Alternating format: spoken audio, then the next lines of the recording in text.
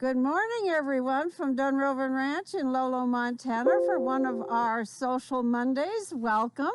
Those of you who may be new to Dunrovin, I am the owner, Suzanne Miller. This is my wonderful ranch, and it is named after my great-grandmother's cabin. She had left Montana, and she returned to Montana, built a cabin south of Great Falls, Montana, called it Dunrovin because she said, I never meant to leave Montana and I am back to stay. I am Dunrovin. And I played in that cabin as a child, and I loved the name. And when I too returned to Montana from having lived in places like Chile and Alaska, I said, I am Dunrovin, and bought this little place on the Bitterroot River and tacked up a sign. Didn't really mean to make a guest ranch. It just sort of evolved, and certainly didn't mean to make a cyber ranch. That really surprised me as much as I'm sure it surprises you that we have all of these web cameras. And I'll go through that history at some point. But right now, I'd like to introduce a new friend who showed up in my life, what, March? I arrived here in May, but we actually started talking last November. Last November, yeah. When I inquired about whether you had horsemanship training through the winter. And you told me that no, but check back with us in March. And then, of course, we were quickly overtaken by events even in March, so we did something different. Yeah. This is Anthony Greenwater. And when he first introduced himself, first of all, I guess in November, I just counted him as another guy who wanted to ride. It didn't intrigue me all that much, quite frankly, because I get lots of requests of this nature from all kinds of people. But then once the pandemic struck, I got back to you and I said, well, we're closed, but we could do something different. Mm-hmm. Is that how you remember this? It is. I'll let you know if there's any revisionist history in here, but I remember that clearly. Yeah. Okay. And he sent me some photos of himself. He said he had done a little bit of writing and also had done quite a bit of writing. And I read a few of his haiku. And could you explain what a haiku is to those who don't know? Well, it's a traditional Japanese form of poetry. What we have in the United States is not really haiku. It's a pattern of 5 elements, then 7, then 5. And in English, that becomes syllables. In Japanese, actually, they're not exactly syllables, and there are some syllables that count for more than one element, and some of the masters didn't care about the rules anyway, so you don't get too hung up about exactly how many syllables are in a line, but it's just a very short form of poetry. I also write a lot of what I consider kind of prose poetry, which looks at a glance like prose, but bends most of the rules and kind of does what I want it to. So, Suzanne's seen a certain amount of all of that. So, yeah, he's a good writer. And it turns out he's also going to be a great writer, and in part because he listens to people who work with him, and he really wants to be a good writer. He wants to partner with the horse in the way that I think is most important, and that is you create a willing dance partner, if you will. In the human world, it's similar to being a dance partner where you move together as a unit. And of course, it's more difficult in the horse world because you can't talk. We are very verbal. Horses are not verbal. So their language is body language. And Ant has shown himself to be very open to learning the horse's language.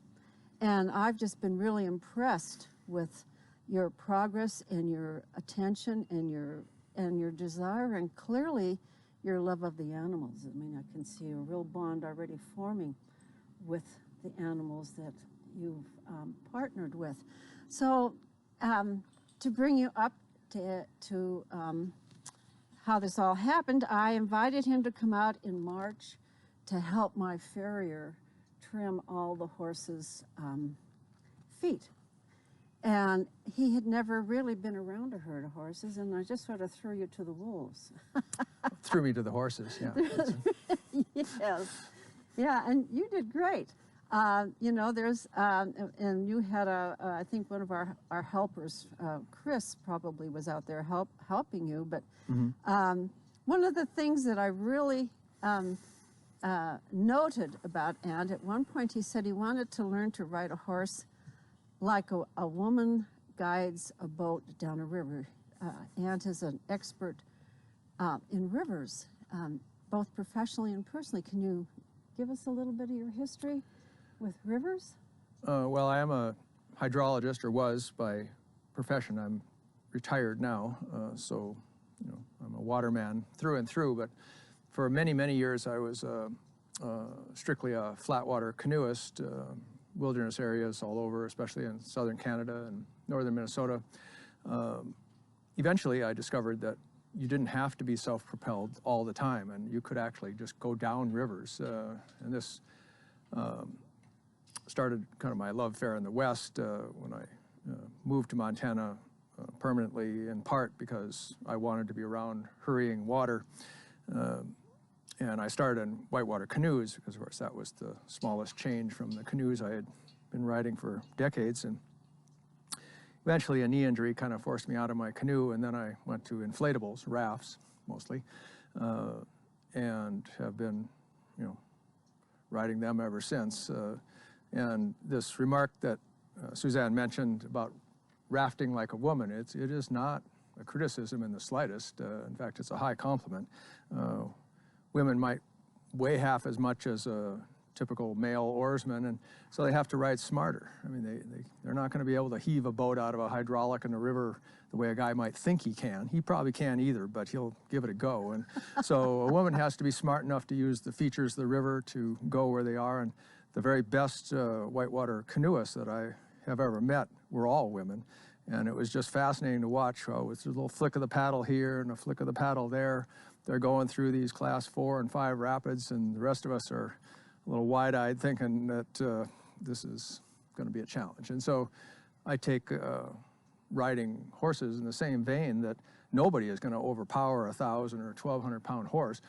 If it wants to go, or doesn't want to go for that matter, you're not going to be able to force it to do anything. So you have to be a lot smarter and work with that horse to make him think in a part that it's kind of his idea too. So I take that as a high challenge to not be tempted to think that I can make anything happen, that I need to use, you know, herd mentality and horse psychology to just do it smart, and then it all goes nice and smooth. And I can ride like my partner Terry, weighs about half as much as I do, and it's a wonder to watch her ride a horse. I mean, they don't seem to challenge her nearly as much as they do me. So. Yeah, well, I thought that kind of humility is exactly what's needed to be a really good horse person. You know, I'm of the mind that, you know, a leader in the horse world is the one who will make himself vulnerable. That's the horse that will go first. You know, a horse comes around a corner and there's a forested area and they don't know what's in there. These are prey animals. And so, you know, high on their list is not being eaten and not being attacked by a predator. So they're always looking out for danger. And, you know, security is top on their list. Mm-hmm. So the horse that they will follow is the one who is willing to be vulnerable for the good of the group. And I think that when you show vulnerability to a horse, they sense it. They understand when you think you can overpower them. They read that in you, and they don't like it because it's a much more of a predatory kind of way of looking at the world than they feel comfortable with. So, you know, being humble and showing your vulnerability, letting them know that, you know, you too can make adaptations to them as much as you're asking them to make adaptations to you, is in my mind a big key. And I think it's a key for human relationships as well, but we don't often talk about it or think about it. But a horse is so big and there's such a huge energy here, you can really feel that feedback. Have you experienced that yet? Yes. I do think, though, I mean, my first thought is that there are limits to this. Yes, yes. I once shocked a crowd at a dive bar in Texas when I stopped dead on a dance floor because my partner thought she was leading. And it was getting a little tangled, and I just stopped right where I was, and she told me later, because she was good at seeing things off peripheral vision, she said, these women over there were just standing there going, wow. He just stopped, and I didn't have to say anything. I just stopped, and then we continued, and it was great, you know. But the same thing with horses, that humility is, I think, always appropriate, you know, whatever it is, scholarship or anything else. But a horse like Mickey, who we're going to see in a little while here, there's limits to how much he'll respond to humility. There is a time when you have to decide who's leading this dance here, and it better be me.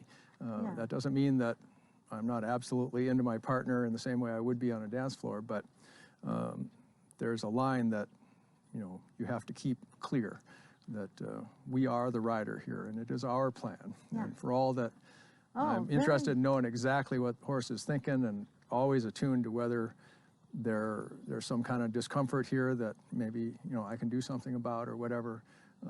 It's not like I'm going to follow him. That's not how it's going to work. No, I don't think being vulnerable means that at all. In fact, I think that people avoid vulnerability because they think that's what it means, and it doesn't. It just means that you're going to be open to communication from this horse, and you're going to listen. Yep. And I totally agree with you. And that's the other thing horses look for. They look for that leader who will be vulnerable, but they expect that leader to keep everybody in line. So the leader of the herd is one who doesn't need to do much to keep the horses in line, because they've gained the respect of the horses.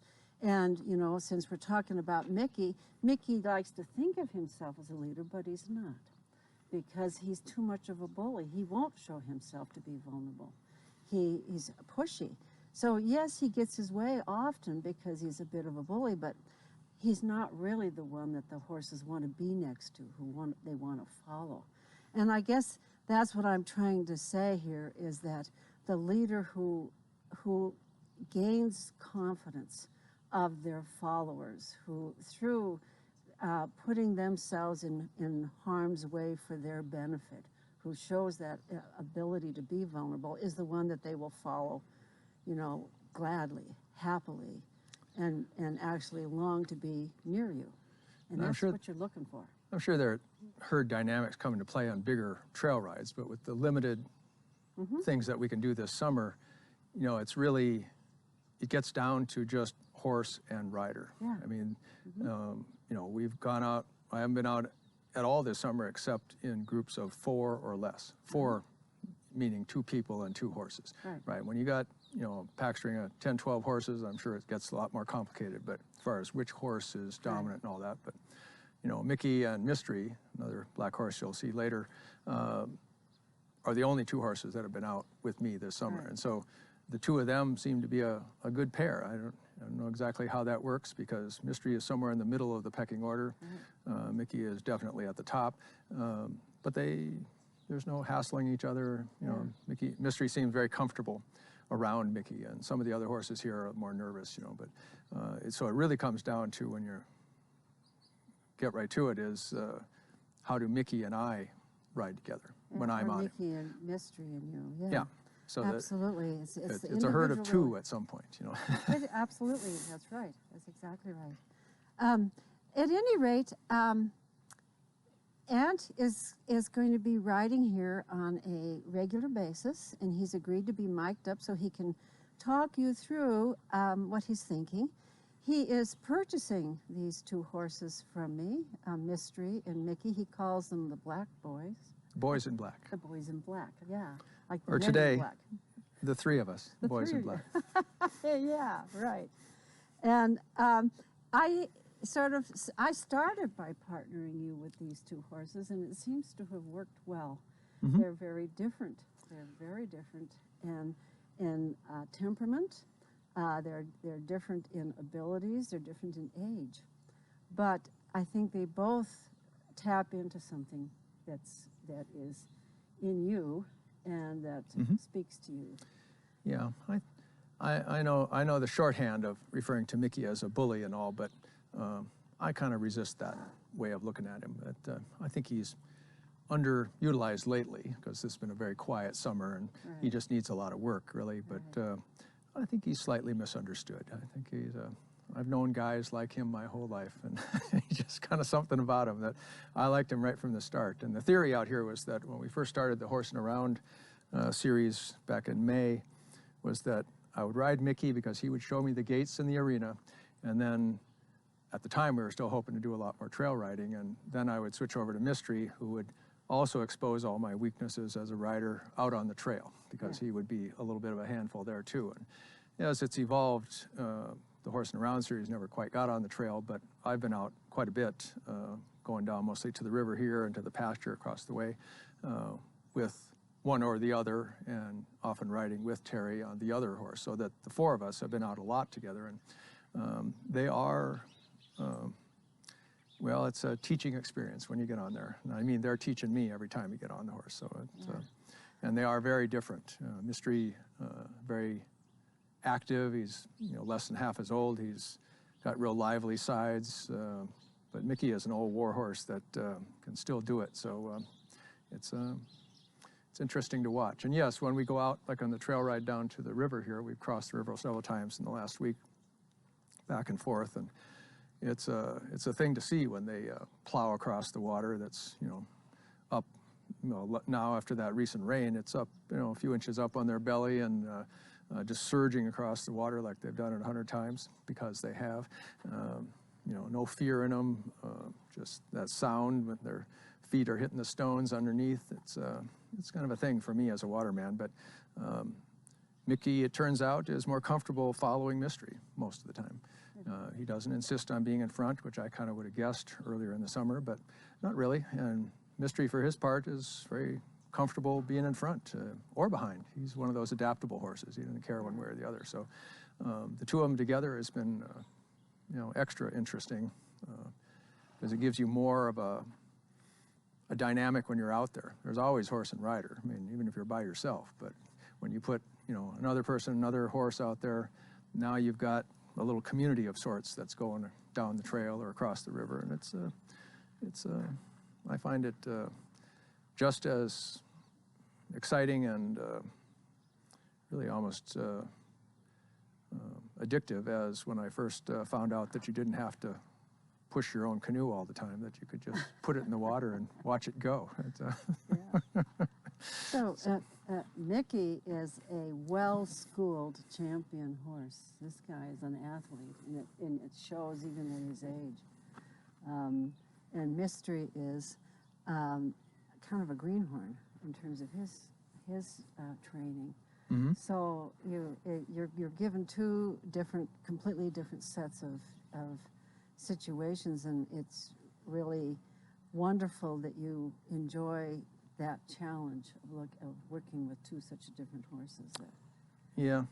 One thing that they have in common in their own ways is that they both need somebody on them. And again, I don't assume that's me or me yet, but they need somebody who can, be that dance floor leader. They both need it one way or the other. Yeah.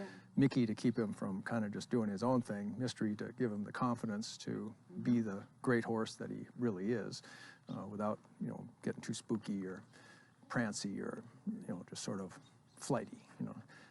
Mickey is anything but flighty, but he's pretty headstrong. So. Yeah, Mickey. By the way, I call him a bully, but I do it with all affection. You know that. I do. I know that. I have ridden that horse in many different circumstances, and I've had some really interesting, exciting rides. But I also have to say to you, I've had some of the best rides in my entire life on that horse. You get him in the mountains and get him going. That horse covers ground like you can't believe. Sure-footed, absolutely sure-footed. Wonderful horse. He's got feet the size of pie plates, so I mean that's yeah, he's a real package. Once I mean, there's a few places, like, you've mentioned that he doesn't really like this river trail. Right. It's really the only one available to us from right here. Right. So there's a few places where he kind of goes through the motions of saying, well, I'd rather not, Yeah. and that's very clear. I mean, if we're Yeah. talking about communicating, he's anything, he's not mumbling, Yeah. Yeah. It's No, that's right. backing and balking and, Yeah. circling and, snorting and pawing and everything else. But one thing I've learned with Suzanne's help is to keep my seat here. And so as long as you stay up top and in the middle, there isn't really a whole lot that can go wrong. And so, we go through some of those histrionics once in a while, but once you get them lined out and moving, Yeah. it is a thing to see. He can walk faster than most horses, and he can do that run and walk faster than most horses can trot. So, I mean, it moves right along. Even canter, he outwalks somebody cantering. Yeah. Yeah. Well, Ant is going to have a little bit of a rest period here. He won't be back for a couple of weeks, but I wanted to introduce you to him, and you'll be seeing him around. He's going to be here most of the winter, periodically, and he will be working with Brandon Carpenter on tailor training, and perhaps even Alyssa Meyer. You had several sessions with her last week, and this is one of the things I love most about Ant, is his openness to people and kind of absorbing from all different kinds of instructors. I always feel that, the more different perspectives you get, the more you can develop your own that fits with you and your particular horse.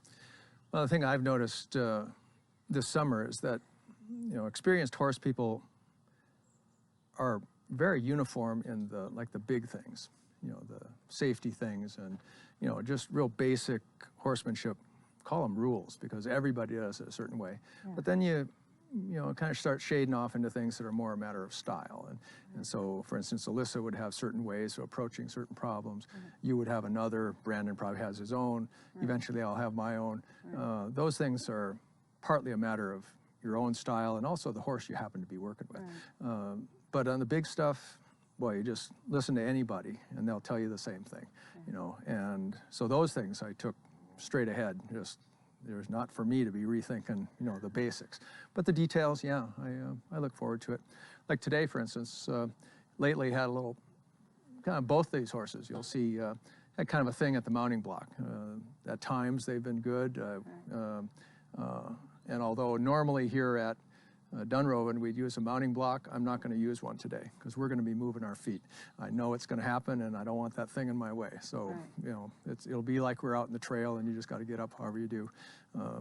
So it's not complicated psychology. They come out there, and the mounting block means it's time to work, and they just as soon not sometimes. So you have to convince them that yes, we're gonna, and so it'll happen right out here, and if there's too much nonsense, we're going right in here.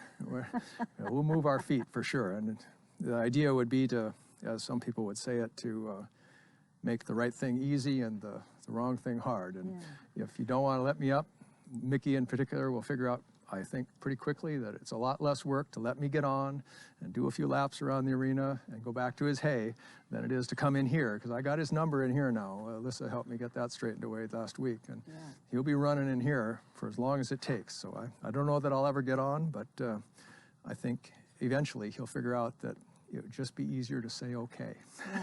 Yeah, this is one of the things about horsemanship, is that one of the basic tenets of language with horses is what we call pressure and release. You apply pressure and the horse responds, and you release, which is an indication that he's doing what you want him to do.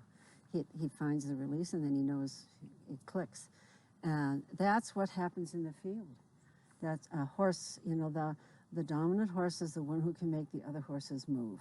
And so making a horse move is an exertion of dominance. And that's one of the things so when you talk about bringing him in here and making him move, that is a display that you are the one who is in charge of this situation. So that's why a round pen, because a round pen is a very good classroom for teaching a horse. They can't run and hide in a corner and give you your butt. So this is the classic place to train a horse, and Ant is quite right. Horses look to avoid work. And again, that's a very much of a prey situation. They never know, you know, evolutionarily, they never know when they're going to have to run a great deal because there's something after them. So they conserve their energy. They don't look to go romping around. I mean, colts do for sure, but young ones do. But, you know, mature horses in the wild, they don't go running around. They save their energy. And so they look for the easy way to do things.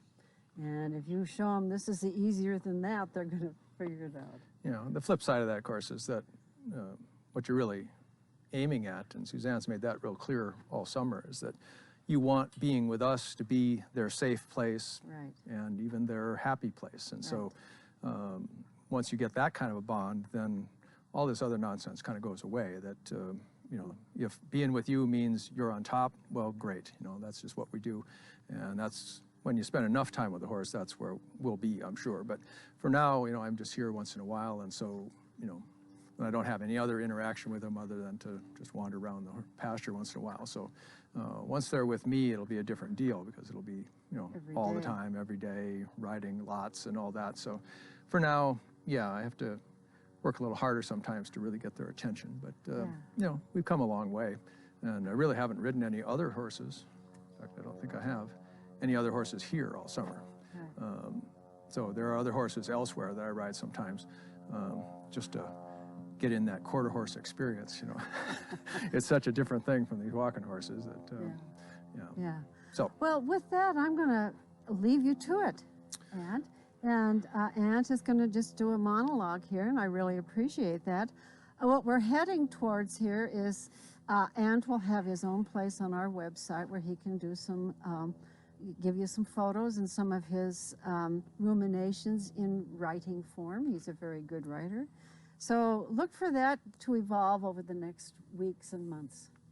And well, I really appreciate your being here, Ant. I've really enjoyed our relationship, and I love what's happening with you and horses. Well, it's an ill wind that blows no good at all. So in this summer of COVID, I mean, things are possible that weren't, even while a lot of things have been lost. So it's a mixed bag, and hopefully some good comes of it. And I might apologize to anybody who's listening out there that half the time I'll be talking to the horses. So if it doesn't make a lot of sense in terms of human communication, it's just me going on with the horses. Yeah, So. well, that's good. Thanks. All righty, we'll get to it. Okay, thanks. See you in a bit. All right, small dog, out of the way.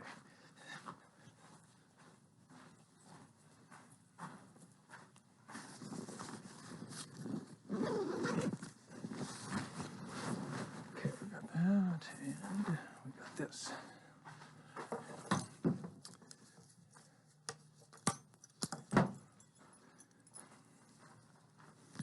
All right, Mickey. You're up first, brother. Did you finish your hay? You know, if this goes halfway decent, I'll get you some more when it's over. How about that?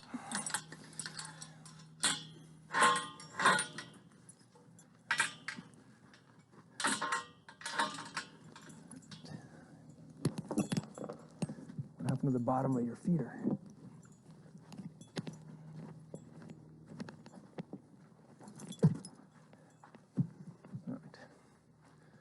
How's it going? Huh? You good? All right. So I'm going to do my part, visualizing everything going perfectly. And what you're going to do is imagine that it's not even me here, that it's Terry. Because I know you wouldn't try any of that stuff with her. Huh? All right. Is that a deal? All right. Remember the first time I did this? When the farrier was over across the way.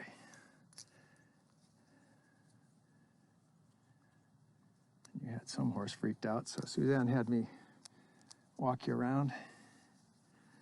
And I didn't even know what it was all about back then, but you hooked on and followed me around that pasture for a while. Huh? That's right. It's you and me. Come on, brother.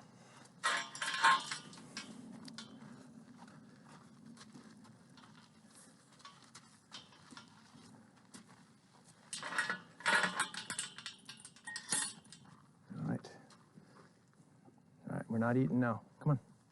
Come on.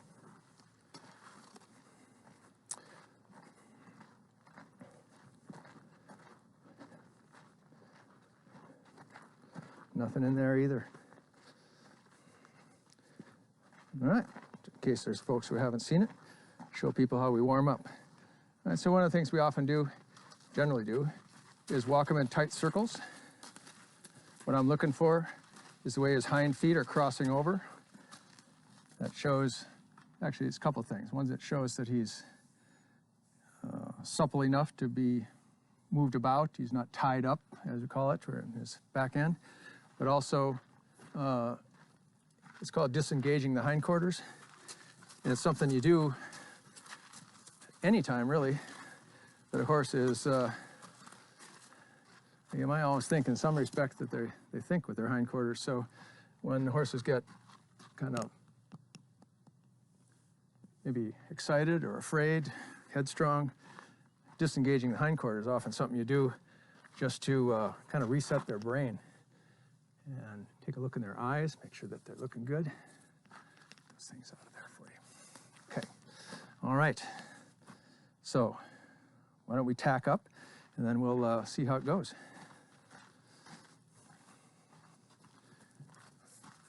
So one of the first things I learned here when I was helping with the farrier is this knot here, which is called a bank robber's knot.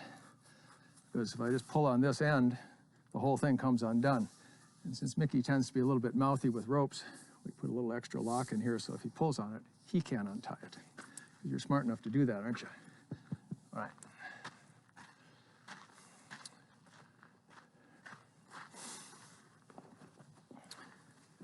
So all of the horses here at Dunrovin have their own saddles, as far as I know, except for with the exception of Mickey and Mystery, who, even though to look at them, you wouldn't think they'd use the same saddle. They are, oh, you forgot something. Yeah, don't chew on that. Sorry, normally we groom them up first. Not used to doing a monologue while I do this. Why? Why? Huh? Why? But with pads and shims, felt shims in the saddle pad, a surprising range of horses can use the same saddle. Saddle makers will tell you that a good saddle should fit almost any horse within a very broad range. Are you done? Huh? Are you done? Give me that. Give me that. Just let it go. Let it go. You don't need to do that, okay? Okay, let's make you pretty. You're on camera, you know. Not that you need grooming to be pretty. I wish you would chew on that.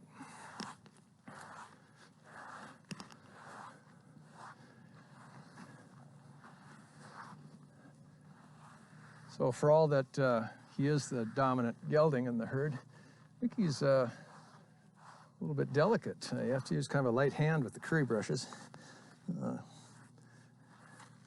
Sometimes when people are talking about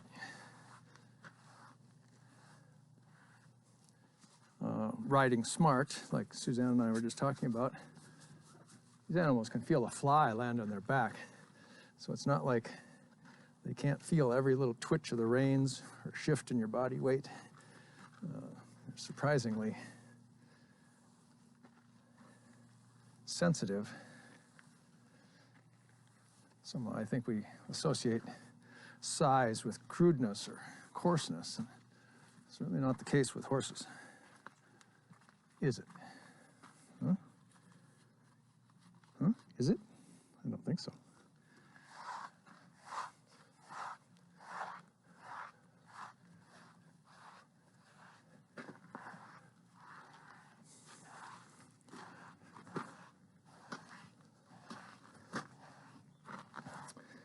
All right, now I'm going to tell you how it is, just in case you want to write it down, Mickey.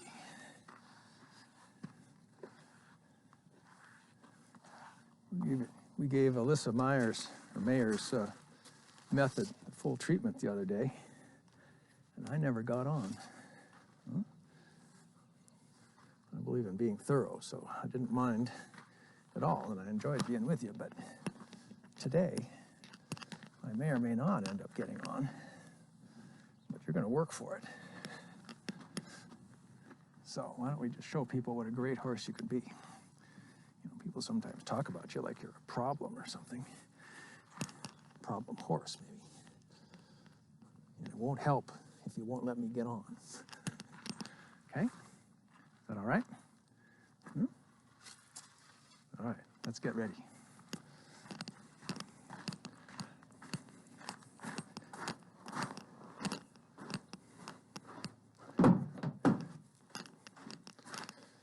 All right, now we're ready.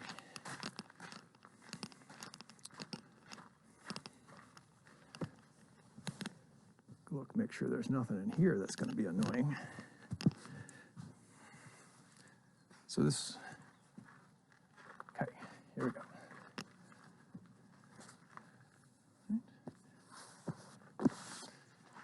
All right, where is it?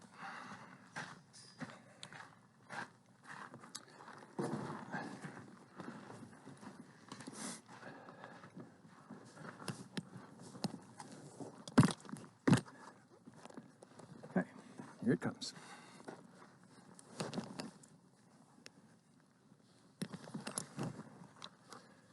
All right, earlier this summer we spent a session or two just talking about tack, which is saddles and everything that goes with it.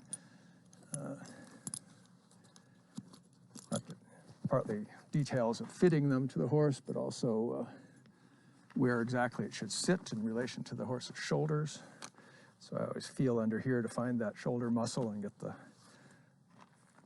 front edge of the saddle lined up with that.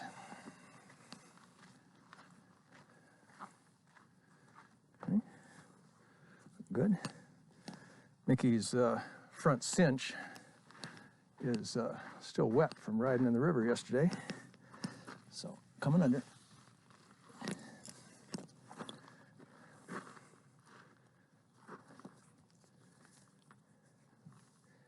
If we put up our latigo, that's the strap here properly. The first time it gets undone is when it's going through the buckle on the cinch. It's kind of a courtesy to horses, as well as just a good strategy for the rider, to not try and tighten the latigo, or the front cinch generally, completely in one go. Horses like Mickey will learn quickly to hold their breath a little, or maybe just not completely relax. And that means that when they do, want to move over a little bit? Come on, move over. Come on, attaboy. That's it, good, perfect. So that when they eventually do relax and start breathing normally, suddenly your cinch and your saddle is loose. This can be alarming, to say the least.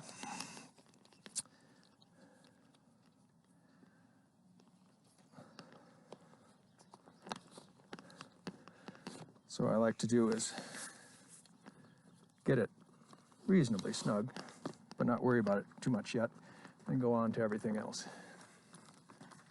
This is the breast collar, which frankly we could do without here for what we're doing today. It's mostly useful to keep the saddle from shifting backwards if you're riding on steep hills, which we will not be. Coming under.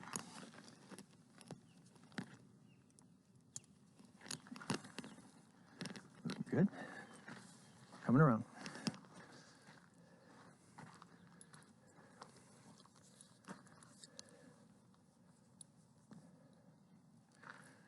I always talk to them coming around when I'm going around the backside, because that's the one place they can't see you.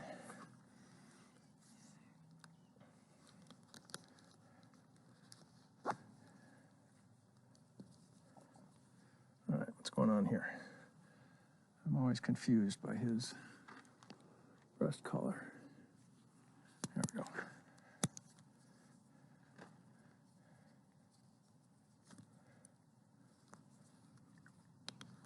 But we put it on for a sense of completeness, I guess.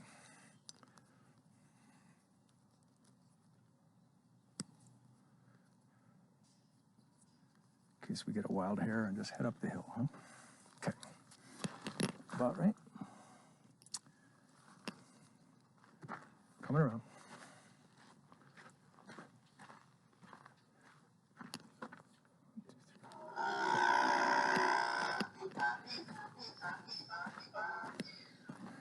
What do you think they're talking about?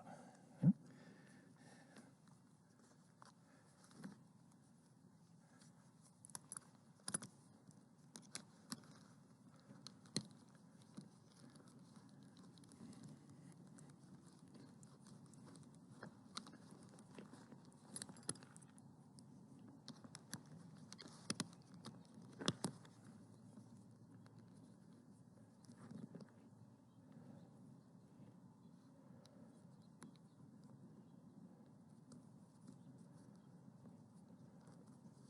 All right, there we go. All right, let's tighten this up, huh?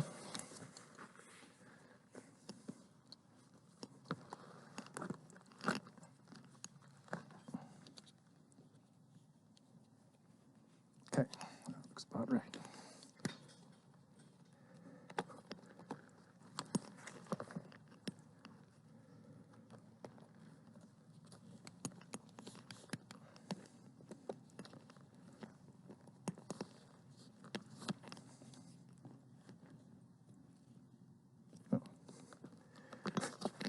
Help if I went through the right buckle, wouldn't it? Yeah.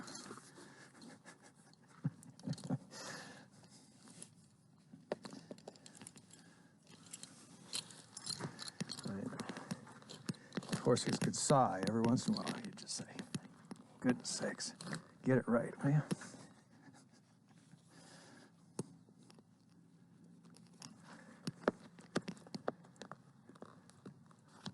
Okay.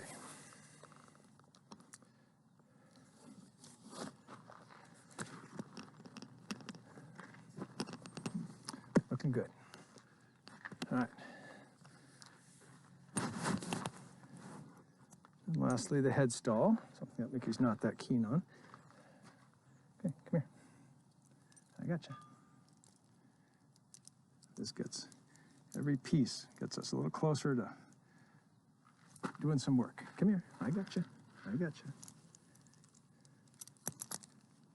Uh-uh. None of that. Hey.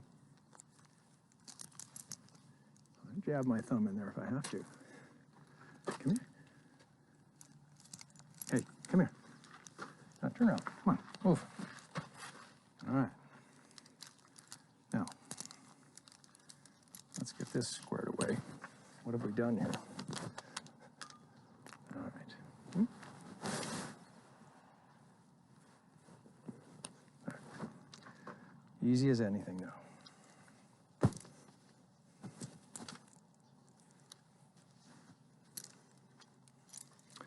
It's always been a point of interest to me that all this hardware and heavy leather straps and everything else, a lot of it comes down to nothing more than a couple pieces of rawhide shoelace that's actually holding things on.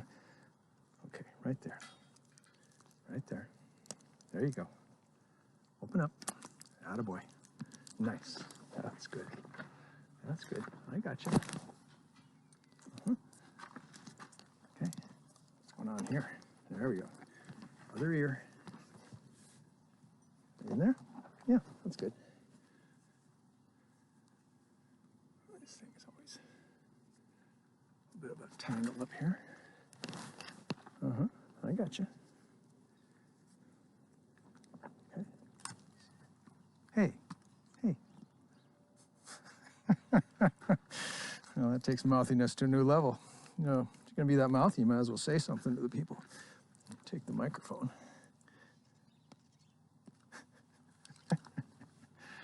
Let's get this on, then we'll figure out the electronics. Huh?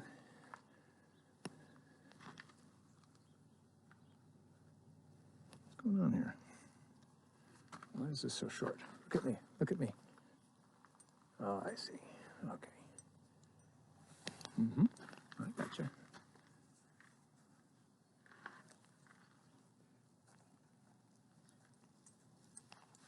I gotcha. It's all right. Let's get this figured out, huh? Everything's in the way here. There we go. All right. There. Now, look at me. Look at me. Look at me. There you go. I know. All right. Yeah, we got it. Okay. Come here. Come here.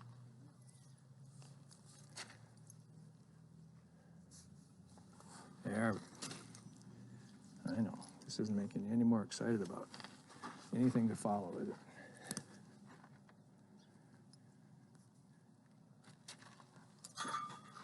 Yeah, you rub your head on that. Okay, now look at me. Look at me. Look at me. No, you can't be doing that. Okay, I think we're getting pretty good now. Let me see you. Let me see you.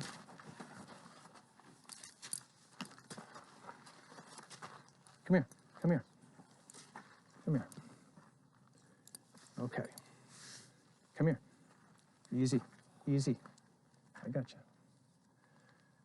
I see. If you could talk, you'd be telling me, what are you doing, huh? Because that's not mine. Come here. Come here. Come here. You haven't used a snaffle in years, probably. Okay. Too much tack. Let's put yours on this time, huh? I know.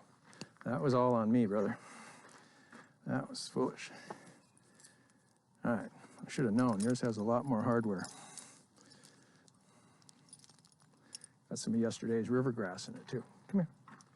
Come on. It'll be all right. Let's put on the one that fits. Come here. Turn now. Come on. Turn around. That way. That way. That's right. So I can see what's going on. There you go. Okay. Easy now. Huh? Easy. Let's put yours on. You recognize yours? Come here. Come here. I got you. Hey, come here. Wait a minute, okay? All right. Come on, if you behave, I might let you use the microphone.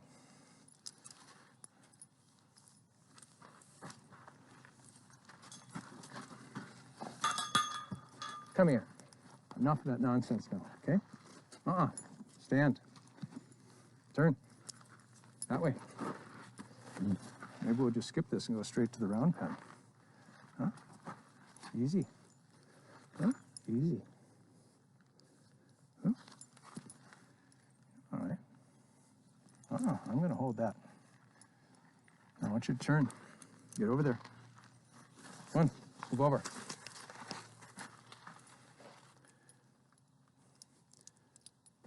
All right. I know. You tried hard the first time. We were putting on the wrong thing. So let's try it again. Come here. Right in there. Take it in. Open up. Here. That's it. Take it all the way in. Perfect. Good. That's good. Okay. That one in there. And that one. Perfect.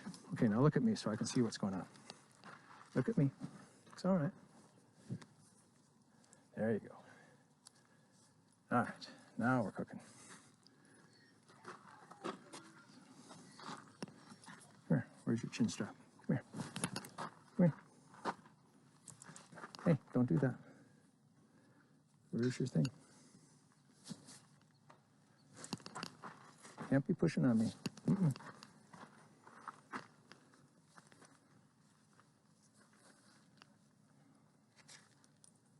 There it is. Okay, come here.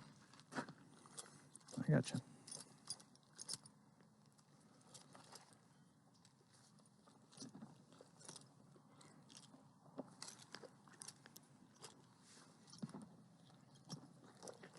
Okay.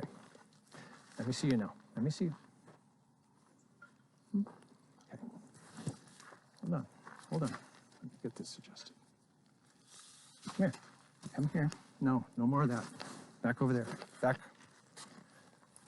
Now look at me. Look at me.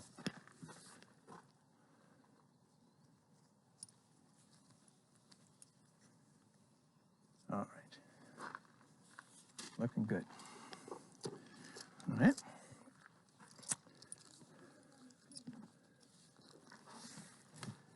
Okay. Yep.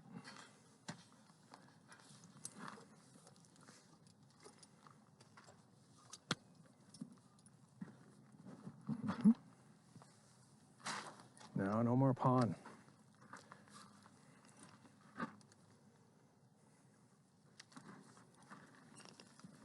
Okay, come here.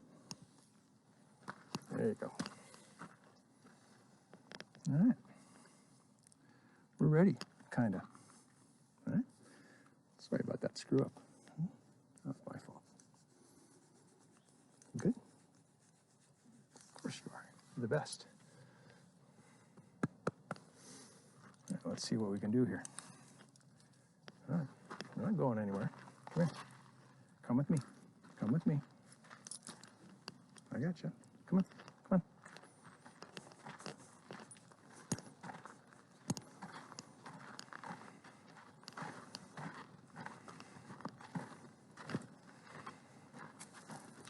Whoa. Whoa. Oh, boy. All right. You all set? Well, we just hop up and go. No, if you're going to do that, we're going right in the round pen, brother. Yeah, can't be doing that. We saw a lot of that in the river yard yesterday. Huh? Not today. Whoa, whoa, whoa. All right, first thing we're going to do is adjust the stirrups. Terry was the last one to ride Mickey, so we had shortened the... Hey, whoa.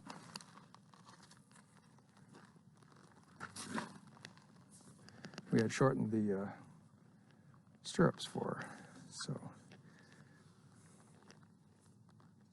Come here, come on.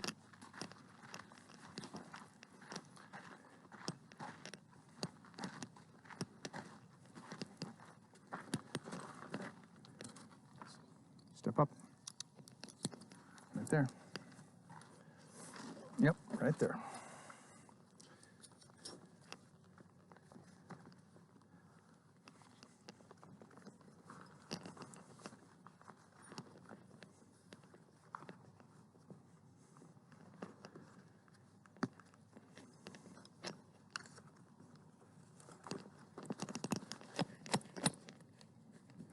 Yeah, that looks better. Come around.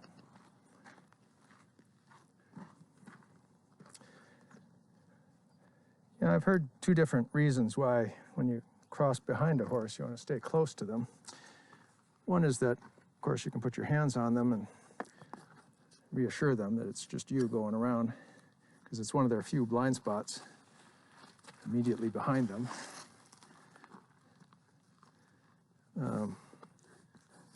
But also I've heard that if they were to choose to kick while you happen to be back there, that they have a lot less leverage when you're up close. Either way, it's the place to be. You don't want to be 3 to 5 feet behind them. That's the dangerous place to be. Not that the horses here at Dunrovin are mean horses that, you know, they might kick at each other once in a while, but they know better than to do it to people. Coming around. Okay, give me some room here. Give me some room.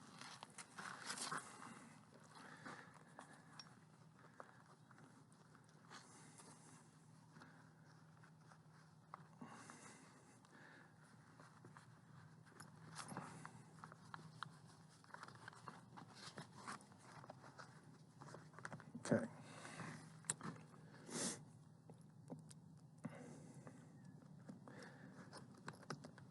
And while it might be tempting to try and mount a horse while he's tied to the rail, that's a real bad idea. Never get on a horse while he's tied. If he pulls back or gets excited, it could go badly for everyone. So it's got to be free out here. Well, I'll just see if we can have this conversation right now. Whoa, whoa. No, right here, brother. Easy. Easy. I got you. I'll get that mountain block if it needs to be out here, but I don't think it's going to help. All right, come with me. Come on. Come on.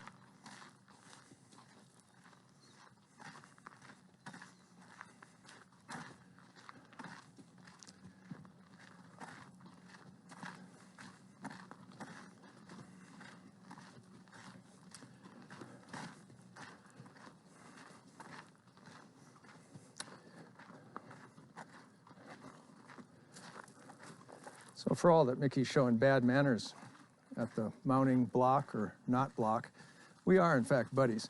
I don't have to hold on to him to get him to follow me. He is, in the parlance of horse people, hooked on. He's a little bit pushy. He's a little too close right now. But I'm happy enough. Hey, no, we're not going in there. Come on now. Come on, get out of here. Go on. Can't be in here. Come on, out, out. See? Just when I was telling people how you just come with me. Now, come on. We're not in here. This is where the small people live. It's true, if they could get into your place, they'd eat your hay too. All right, we're going to give this one more try. This time I will use the mounting block.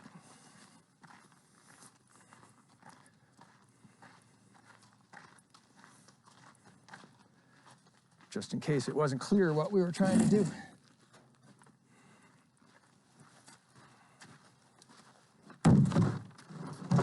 Right there, come on. Whoa, right there, okay. Yeah, can you handle it? All right, let's move. Come on, come with me. Move those feet. Come on, move. Move. Other way. Come on, other way. Come on.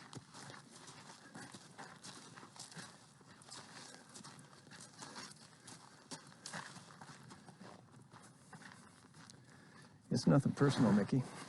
Yeah, really, it's easier to stand still, I think. Come here. Come up. Whoa, right there. Move over. Move over.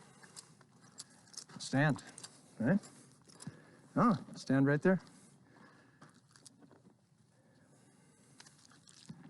Move those feet, and I'll move them for you. What's it going to be? Huh, you can handle it.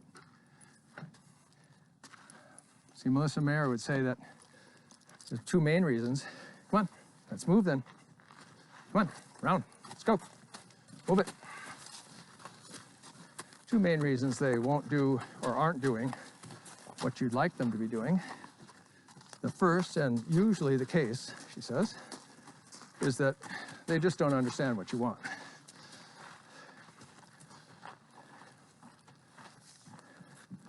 Okay, come on, let's go. Move, move. Don't crowd me, go on, move. The other would be that they either can't or just won't, for some reason, do what you want. And in Mickey's case, having been a trail horse for 18 years or so, he surely knows what a mounting block is all about. So this is not a case of him not knowing what's expected. And he can stand there like a rock, which he has done for me on occasion. Quite a bit, actually, this summer. All right, up here, step up. Come on. Whoa, stop. Right there. You stand still now. The next stop is the round pen. And then it will be non-stop running for you. It's not a punishment. It's just a question of who's leading this particular dance floor, okay? Stand still now. That's it. Uh-huh. Easy now.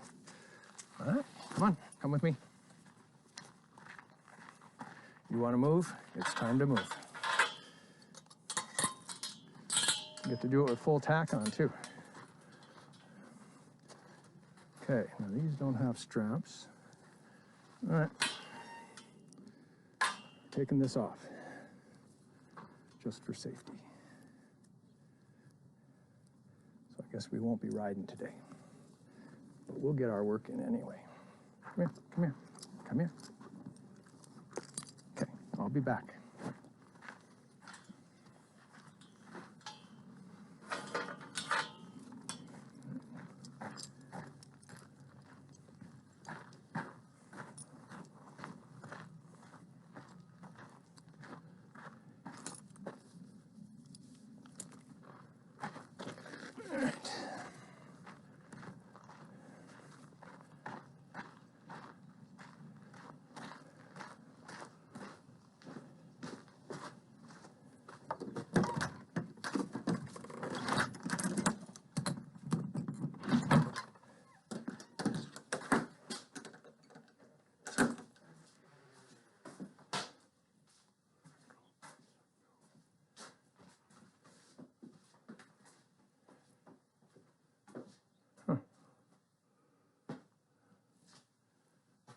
Right here.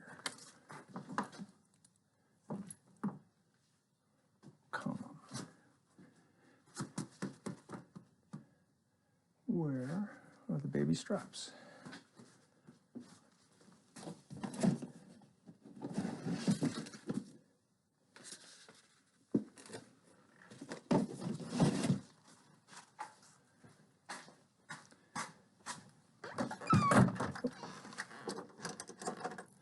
I'm coming.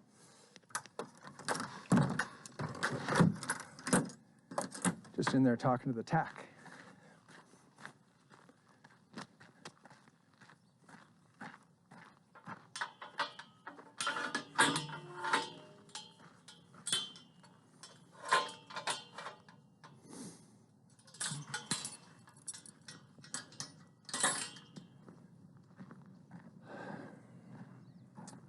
All right, let's go. Go on, move it, move it. Come on now, move.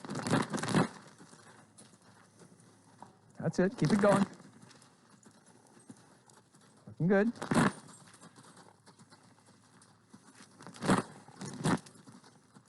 It's a noisy flag, isn't it? I confess I was thinking of you when I bought it.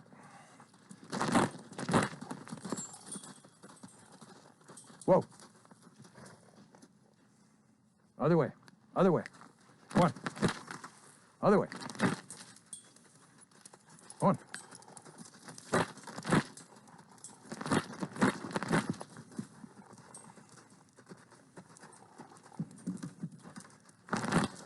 on. Nobody said turn.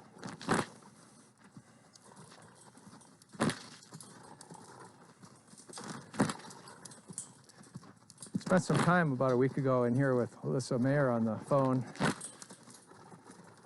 and it was very revealing, I think, to Mickey too. He was a kind of bored, dawdling horse in here, and at the end of an hour he was doing this. Whoa. Nobody said turn. Whoa. That's a lot more work than standing at the mountain block, I say. Part of the idea that was kind of the breakthrough was that, first off, I shouldn't be doing much work in here.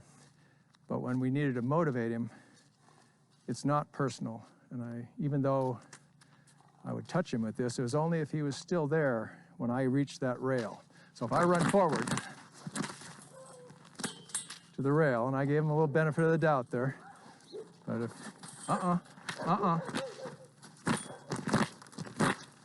if he happens to still be there when I get there, then as Alyssa said in a, I thought, a memorable turn of phrase, he gets involved.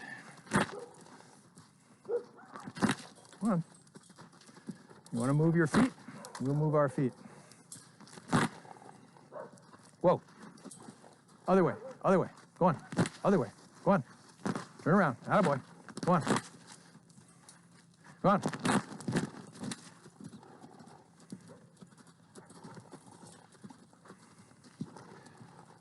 So the idea with Alyssa's approach is that I'm just doing my thing out here. If I want to run to a rail and whirl a flag around while I'm doing it, well, he can choose to move or not. So it's up to him. He can stand there and get whacked with a flag, which is not really going to hurt him. Not the way I do it anyway.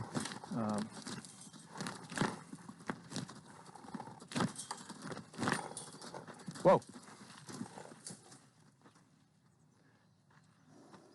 And the strangest thing about this whole exercise is that when you assert yourself this way and, you know, not to mince words about it, make him do something, they actually hook on. He'd follow me for 100 yards if I went somewhere now. It's like Suzanne was saying, they're looking for a lead dance partner. All right, back on the rail. Go on, back on the rail. This is my space here. Go on, back up. All right, now go. Go on.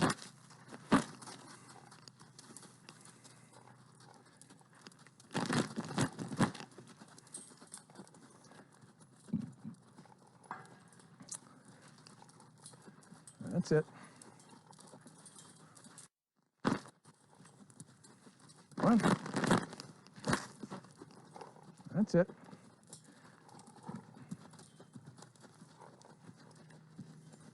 Whoa. Whoa.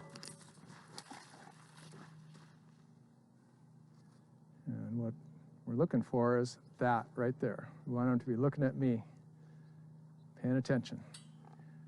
That's not what we want. All right, other way. Go on. Turn around. Turn around. Go on. Go on. Go on. Move.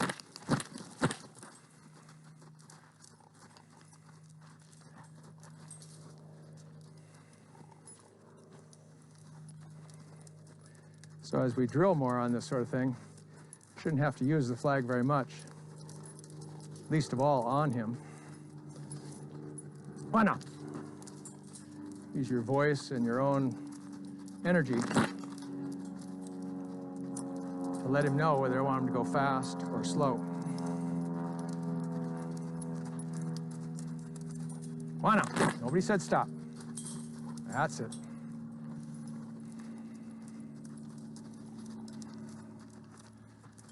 With Mystery, it's actually just the opposite. First time I put him in here, he was running so fast he actually fell.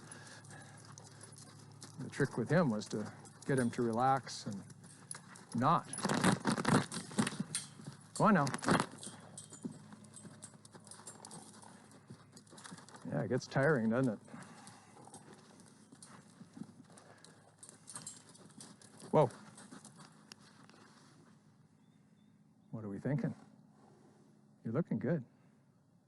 Yeah, you are. Okay, other way, other way. Come on. Other way. Go on. Go on.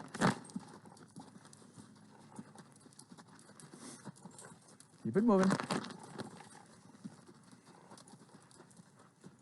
That's it. Mm-hmm.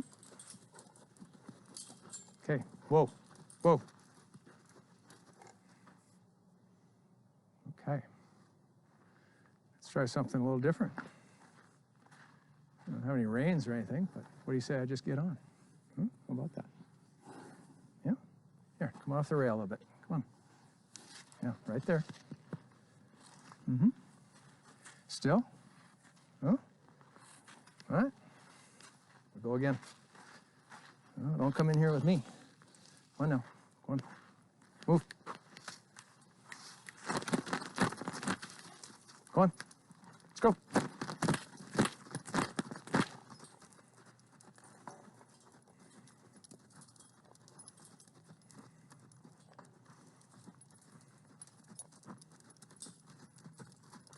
Come on.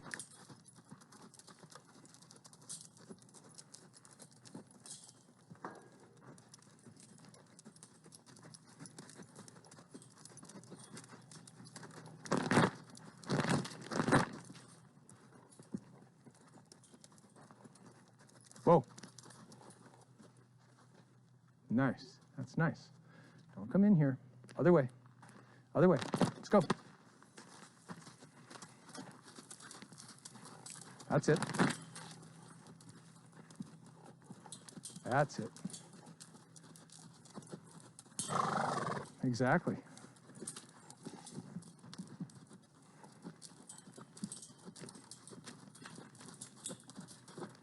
One. We're going to stop in the middle of the dance floor. I'll be stopping.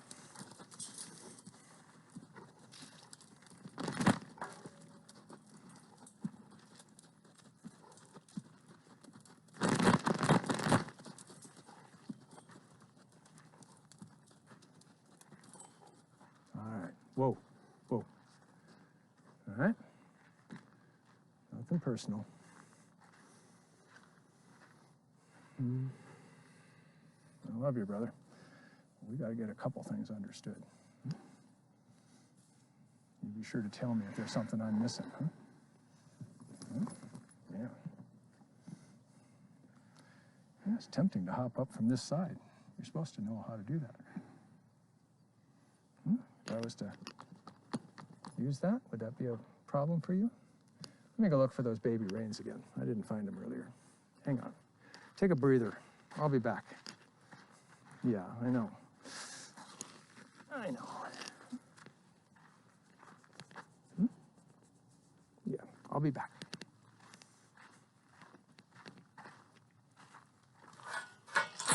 Oop. Turns out those things work on people too.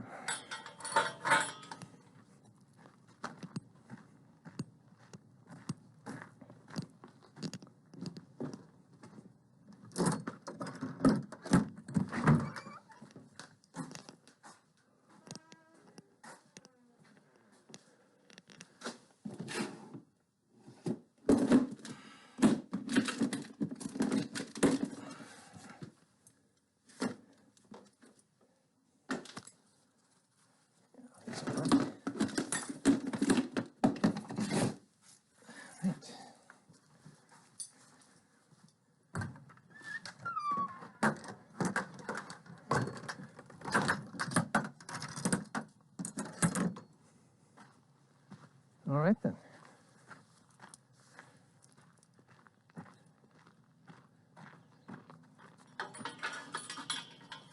We'll try this in here, huh? Yeah, remember this? We did it way back in June or something. Huh? We're just going to put that right on there. Maybe not. And we're going to go way up here. Yeah. Get over here. Just so I can pretend I have some kind of control.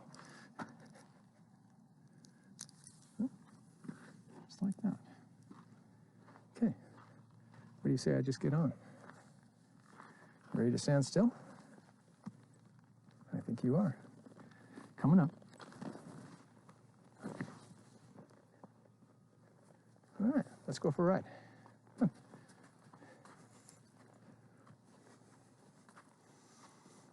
on. That's better, huh? Come on, get up.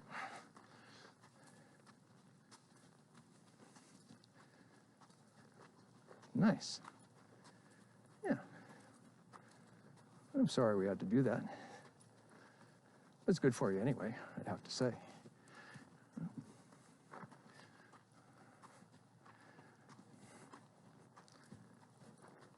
This way. I know, that's kind of a weird feeling, isn't it? Tell you what, let's do a little more running. Then we're going to go out and try it once more with the headstall, huh? Whoa, whoa. Getting down. Okay. Okay, I don't think this can possibly, no, it can't. Okay, we're good. All right, brother, a little bit more. Are you ready to be reasonable now? Huh? Put the headstall back on. I'll go get it first. Yeah, I know. I'll be right back. Be right back.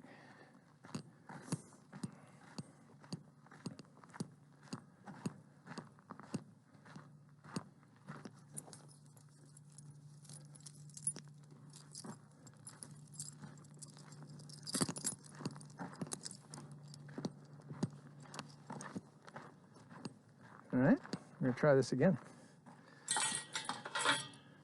You You're such a great horse.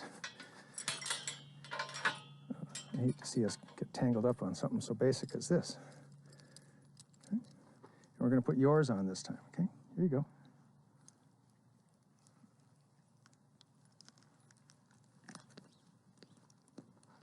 All the way in. Open up. What's going on here? Chin strap. There we go. Okay, perfect. It does go on a lot better when it's your own, doesn't it? Okay. Where'd that strap go? All right, look at me. Look at me. Where's everything? Oh, there it is. Okay.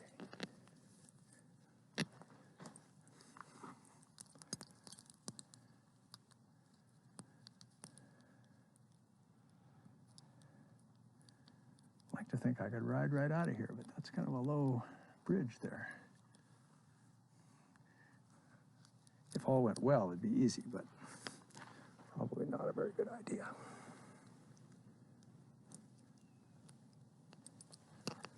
Okay, now I'm going to tell you how it is again, in case you didn't write it down last time.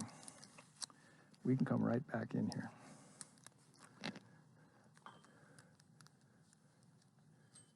Let's go out and give it a try.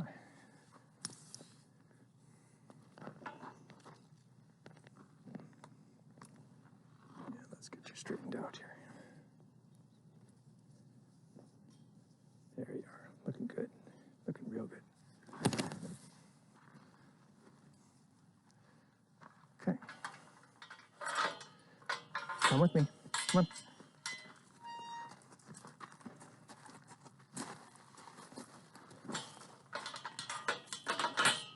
Okay, ready to stand? Don't do it. You'll be right back in there. This time I'm not going to take the headstall off. Okay. Whoa, whoa, right where you are. Huh? Right where you are. You can keep doing that? All right, come with me. Come on.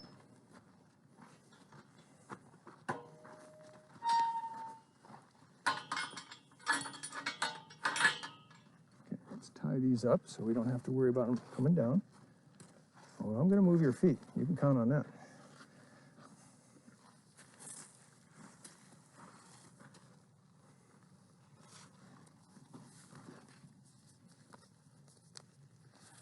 We may not even get the mystery today. Huh? Okay, is that going to be a problem in any way? Nope, no problem. All right. Oh, don't do that.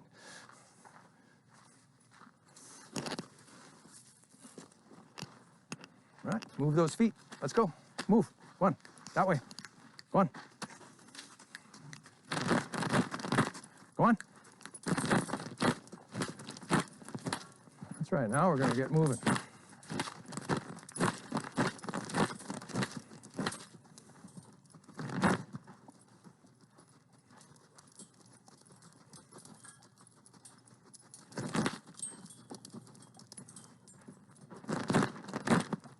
Whoa, whoa, other way, other way, other way, go on, other way, move, go.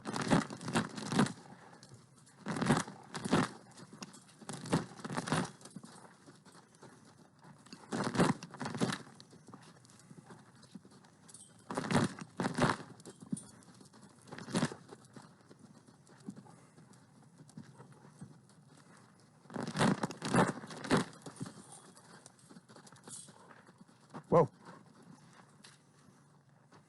That's good. That's nice. Tiring though, isn't it? Let's go. Other way. Other way. One. That's it. One.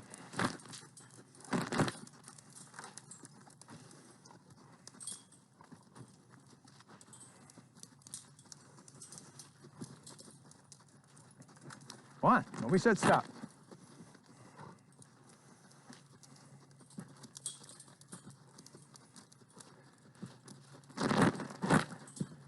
Horses being as intuitive as they are, I get better at this, I won't need to use this flag much at all. It's really just in the way I'm looking at his shoulder or his rump. More or less energy in it. They can tell. I'm getting dizzy. Maybe I should go around the outside for a minute. Whoa. Better. Better. All right, other way, other way.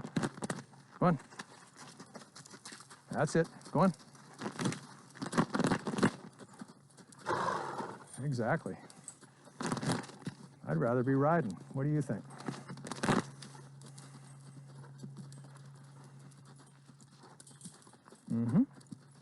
Okay.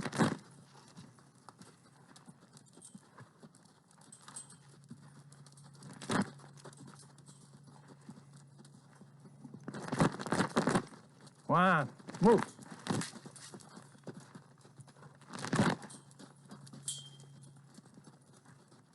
Come on.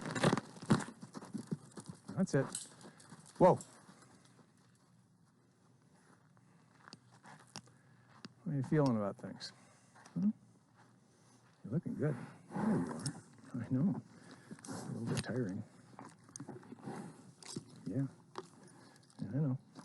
Okay, other way. Come on. Other way. Come on. That's it. Come on.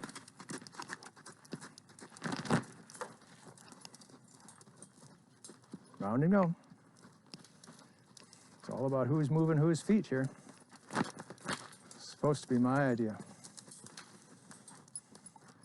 I basically really dislike telling people or anything else what to do. I think you've been taking advantage of that a little bit.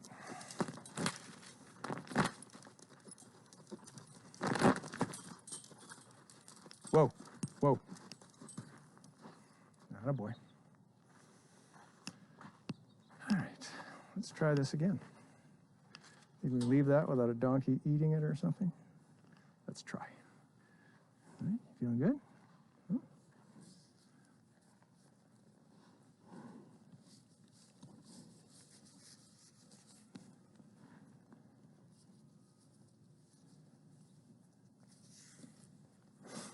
Okay, coming up.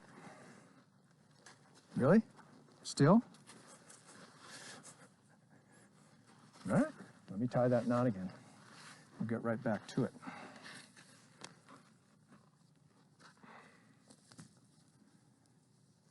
Hard case, Mickey.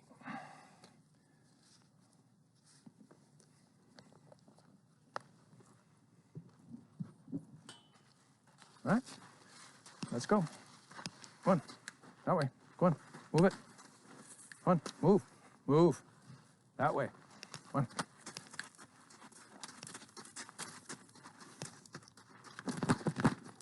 Go.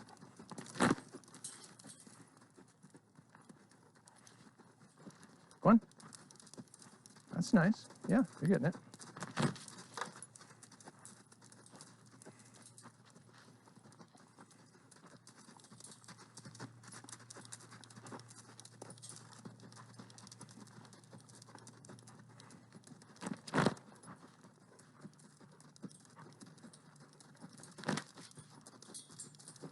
Whoa. I know. It's a lot to take in, isn't it? Yeah. Wish we'd had more time to ride this summer. What do you say I just get on? Huh?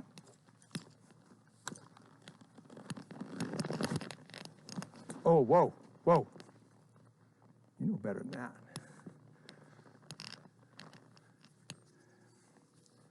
Okay, come on. Yeah, that's better. Come on, let's go. We know the way around here. That's it. Can't show off your fancy run and walk in here, but supposed to be wearing a helmet. I'm sure somebody has noticed that by now. I'm a little slow that way sometimes. Maybe too many helmetless adventures in my youth.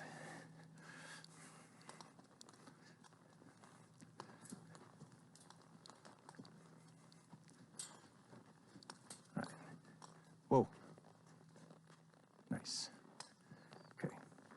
get down. I'm gonna go get my helmet because we're gonna ride.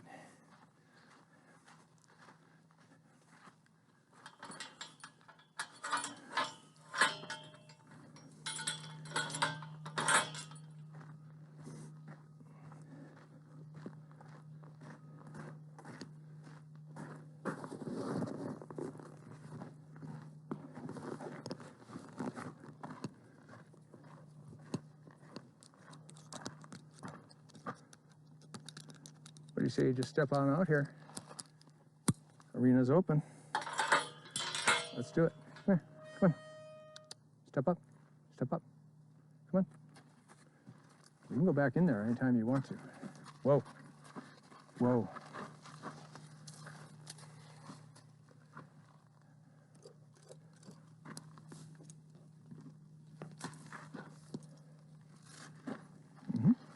Whoa. Whoa. Whoa. All right, in we go. Come on. Come on. No, we're back in here. That's right. That's exactly what happens every time that happens. Where's my thingy? There it is. All right, let's try it again. Your choice, brother. What do you want to do? Go round and round in here, or go for a little ride in the arena? Come on, move. Come on. Come on. Woo!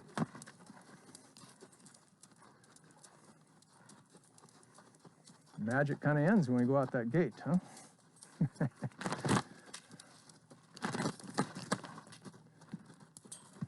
That's it. Keep it moving. Good. Mm-hmm.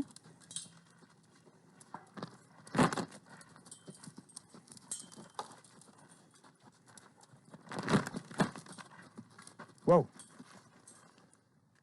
That's good. Other way now. Other way. Go on. Round you go. Let's go. Move. That's it. Go on now.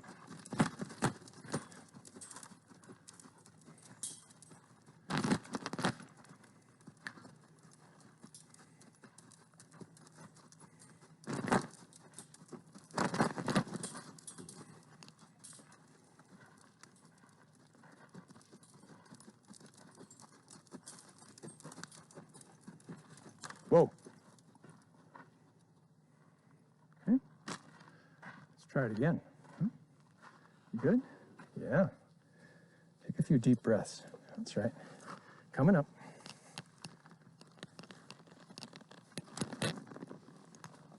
Whoa, whoa. Whoa. No better than that. Huh? All right, let's go. Come on. You know the way around this pen? It'll come to you after a while. Yeah.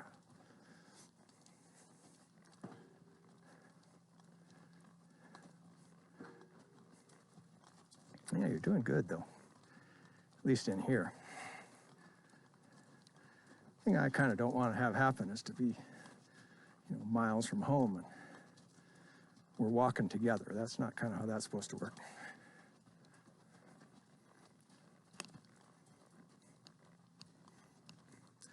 I wish we could ride out of here. James, are you on the line?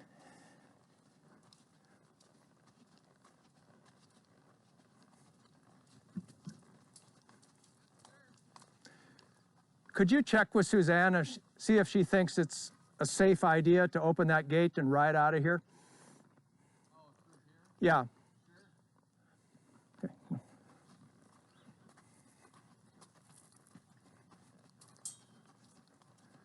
Not a boy.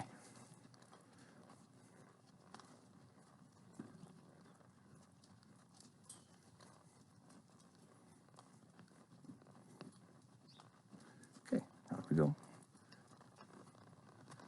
Oh boy. Nice.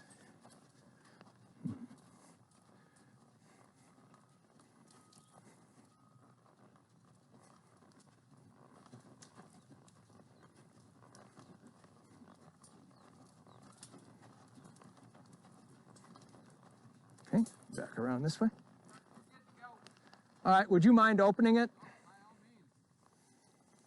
All right, Mickey, we're going out in the big world. Well, the arena anyway.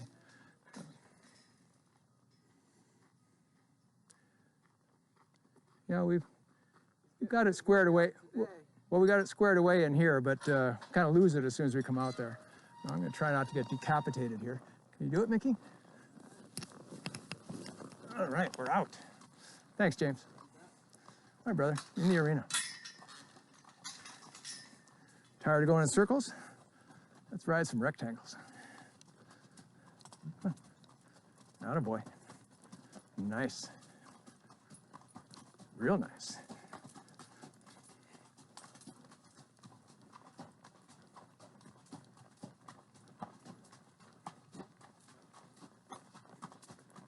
That's it. Round we go.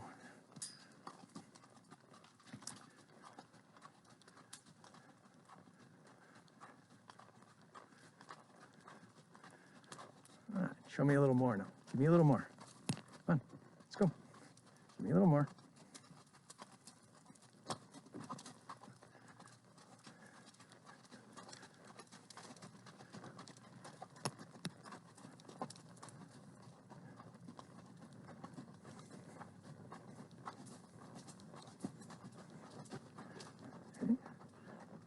Minute.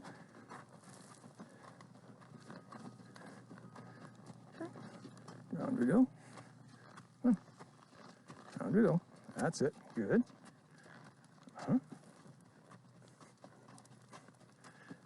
And round the other way.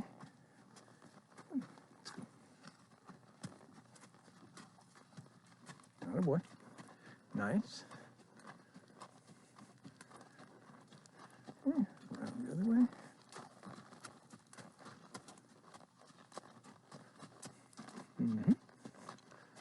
Line it out. We got room for one more. Okay, round we go.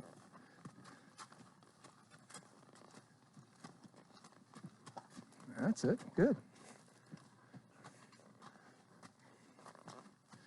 All right, down the home stretch. Here we go.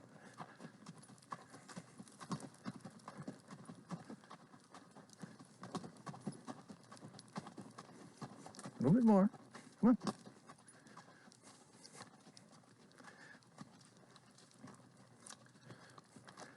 Oh, we don't want to have to get the spurs out. That's way too much. It's way too much up and down for me, actually. Yeah, if anybody's wondering about the use of spurs, some horses need a little bit of extra attention, but really the best use of spurs, like on a horse like Mickey, is not, you never jab him. That's just plain rude, unless it's a true emergency of some kind. I watched a thing with this old cowboy who was saying for every 500 times he touches his horse with his boot, maybe once with his spur. And he had some graphic examples of when that might be important to do. But the better thing to do with this horse is to help them collect. That is to bring their chin down a little. It helps gaited horses gait. And you can do that, encourage them to do that, just by rolling your spur up and down their flank. You're not pointing them with it at all. The spurs I have are kind of larger ones, which is not kind of counterintuitive, but they're not the more aggressive ones. The bigger the rowel, which is the rolly part on the end, the flatter it is against the horse's side. It's the small ones that are kind of jabby that really get their attention in a rude kind of way.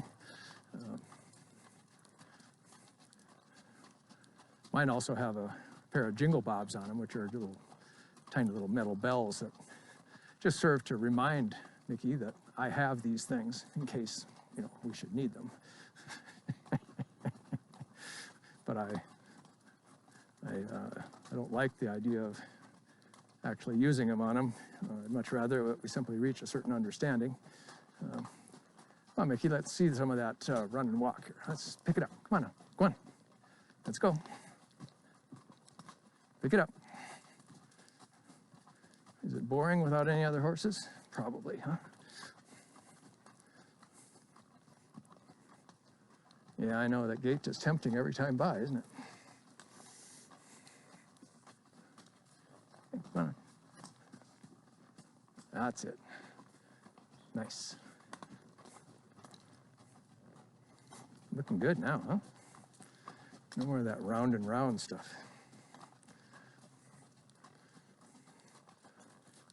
Now I'm going to have a round pen of my own eventually up on the mountain. And if we have to, we'll start every ride in the round pen. And we'll ride out of the round pen. How about that? You're right. It's way too much work. Okay, let's see it now. Come on.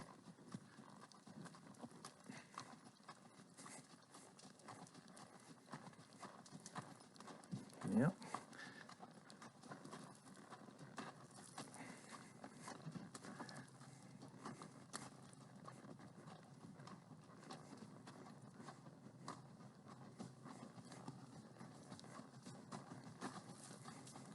All right, Mickey.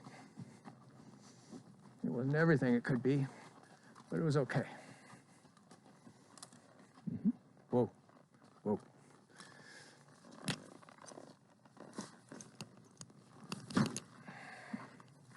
All right, come with me, come with me, come with me, come on.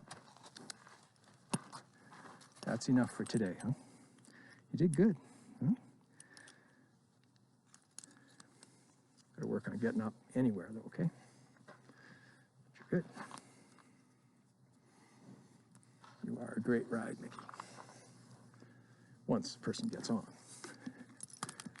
Take that. Thank you. Yeah, we're done. Should have taken this off first.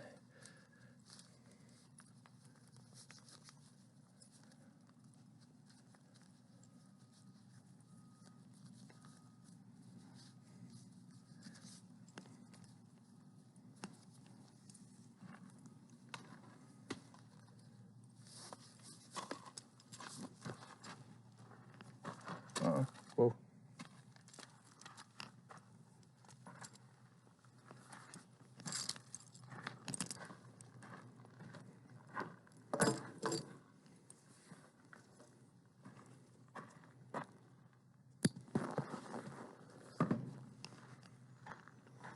All right then. Breast collar first.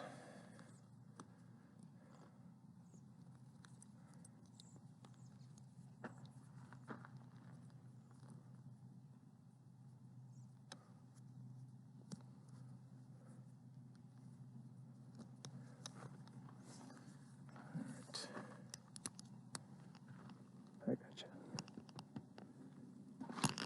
Coming under. There you go.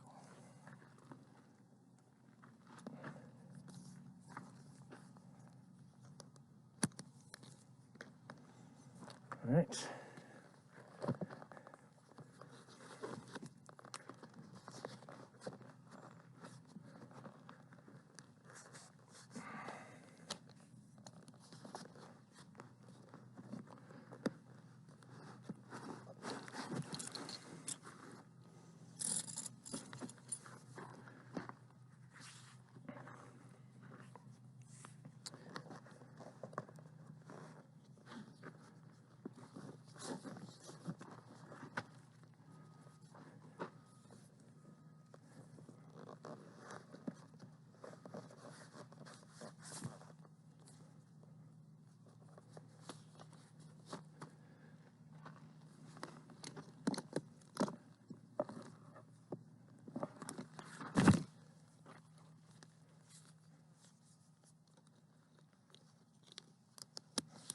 Okay, coming off.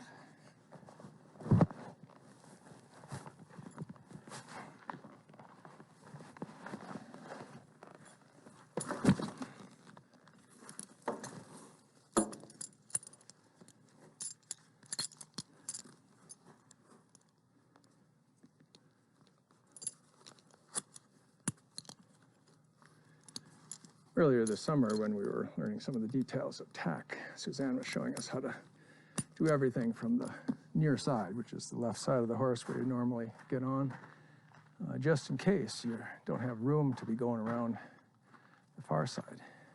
All set? All right. Come with me. Come on. Come on, Mickey.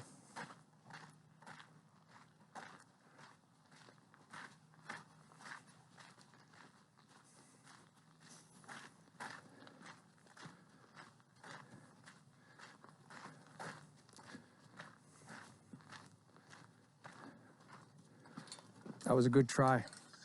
So I'm gonna get you a little more hay, huh? Come on in, come on. Come on. Hey, hey. No, no, no, no, no. You haven't had a chance to explore the captain's quarters? Come on, I'm right behind you. Come with me. Would you rather be over here? Hmm? Captain's berth? No. That's all right. I know, your stall is kind of, well, empty right now. Come on. Try it again. Attaboy. All right. Let's get that off you, huh? You did good, huh? Yeah. Wish we had more time. We'd get that all straightened out, huh? All right, there you go. I'll get you a little something.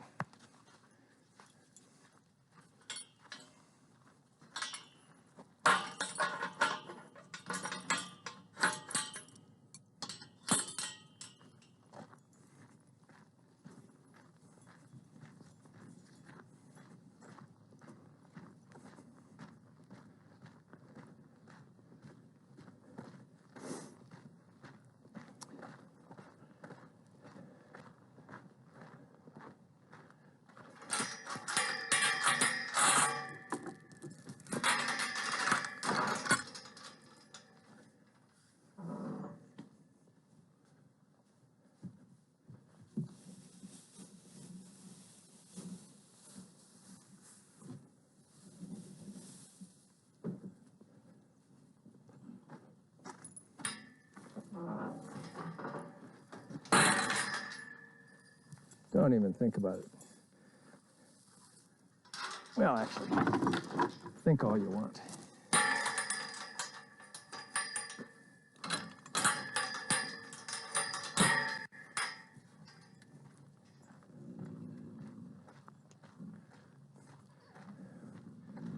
I don't know if anybody else noticed this morning, but when I happened to be here and gave Mickey his breakfast, and I was a little light on the his ration. I'm sure it didn't go unnoticed by Mickey. And you people, come on now, let me in, let me in. Go on now. All right, everybody, here you go, Mickey. Good job today, huh? Good job. Huh? Why is it important to throw it all over the stall? I don't get it. Huh? Why is that? All right, brother. Good job today. Yep, a few for you, Captain. You guys finished vacuuming the yard yet? All right. And Mickey, looks like you're missing out. You eat that, and I'll find out where the rest of the horses went. We'll get you out there.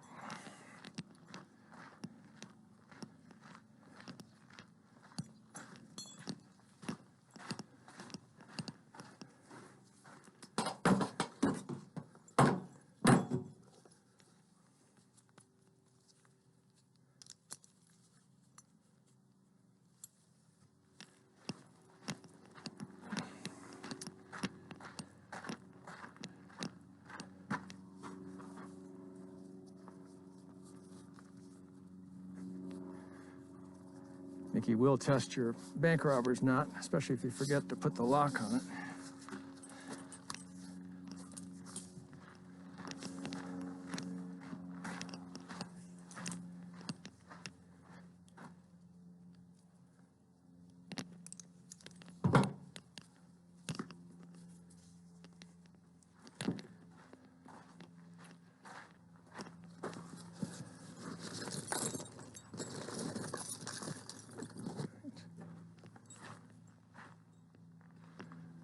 Go around the corner and see if Mystery's still with us.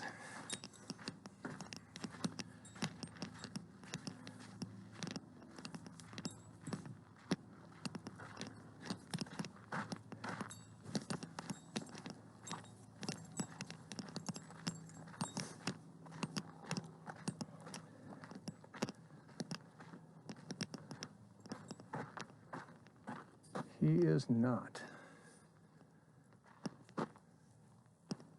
So it looks like everybody's in the south pasture. Mystery has not been real cooperative lately to being caught in the pasture. I prefer not to think of it as catching him, but let's just say getting the halter on him, mostly because it gets associated with having to work.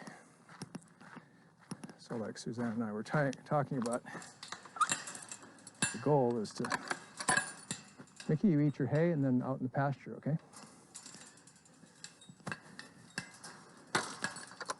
You don't want them to think of it as work.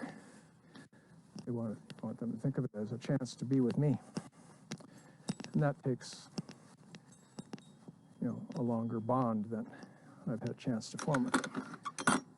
Well, here you are right here. As how you? Huh? See how good he was in the arena? Huh? Huh?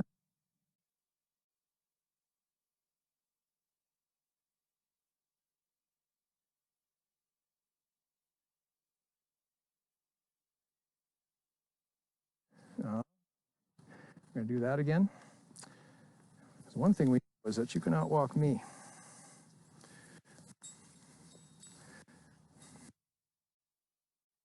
Tries. Do too.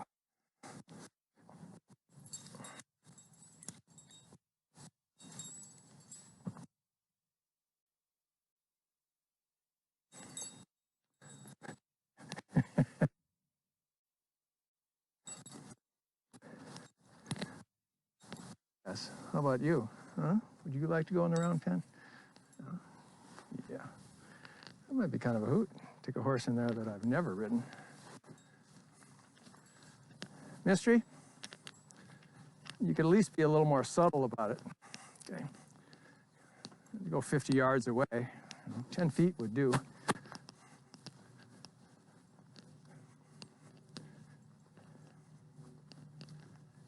All right. Well, this might be considered progress.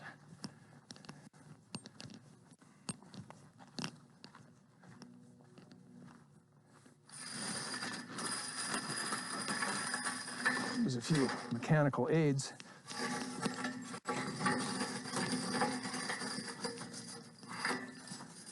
Just for a minute. Hey, brother. How are you this morning? Is it different in here on the dirt? I think it is a little bit.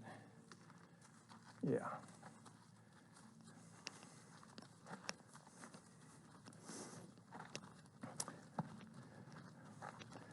I watched the video of some of your earliest training a few years ago. It was Brandon Carpenter was talking about bringing you a treat in order to get your attention out here. I don't know if I hold with that, although if I have to follow you much farther, I'm beginning to think it's a good idea.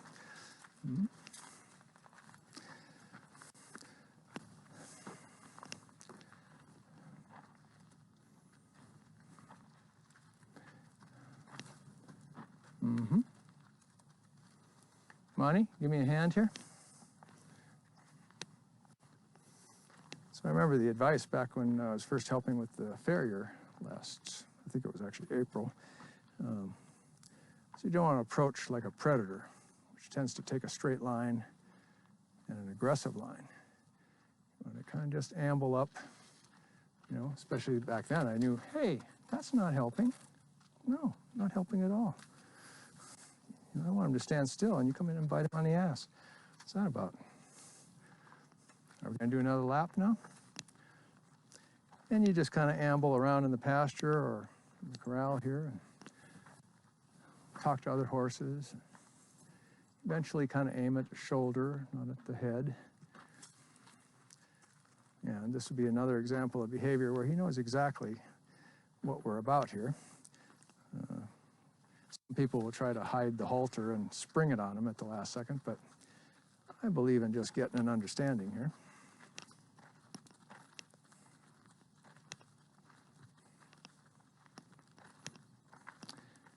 I'm not above luring him back into his own stall, but I'd rather just Gonna get on with it out here.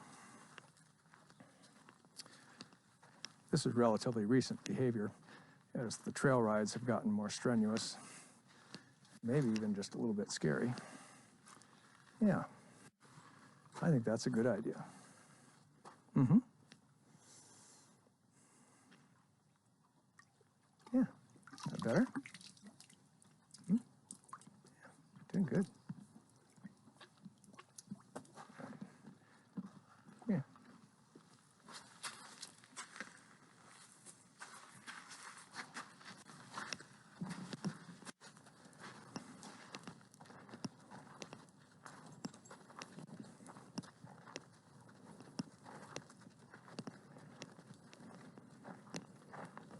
So I can be very patient about this kind of thing.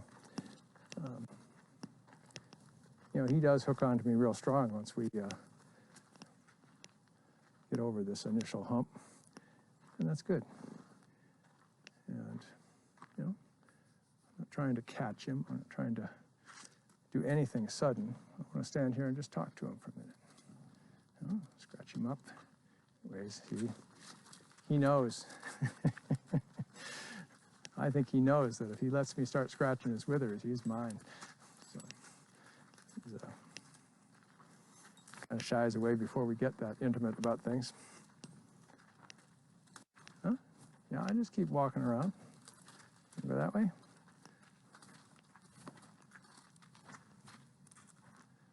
All right. Oh, those withers are within reach. Uh-oh. Oh, yeah, I know. Yeah. Oh, yeah. Oh, get away before it gets too tight. What's out there? It's like grass heaven.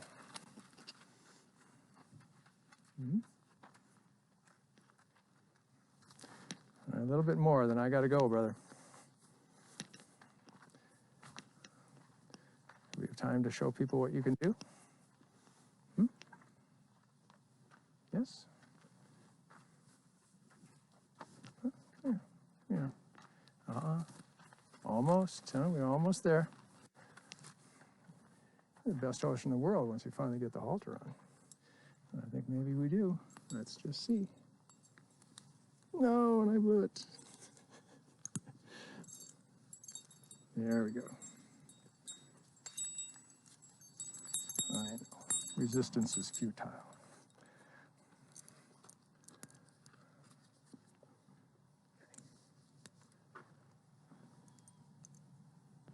Hi.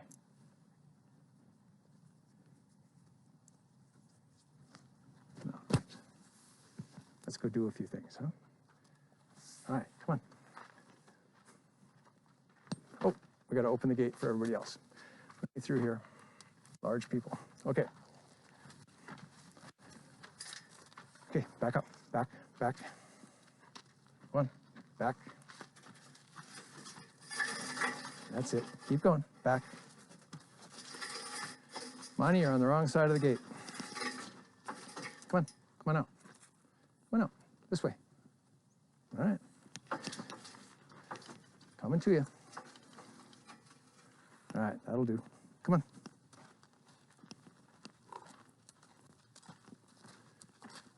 Mickey, put those ears up. Thank you.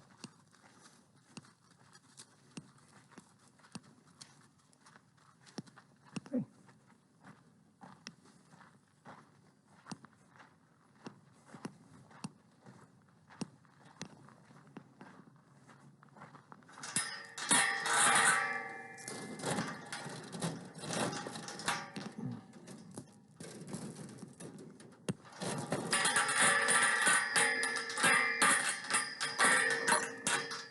Come on.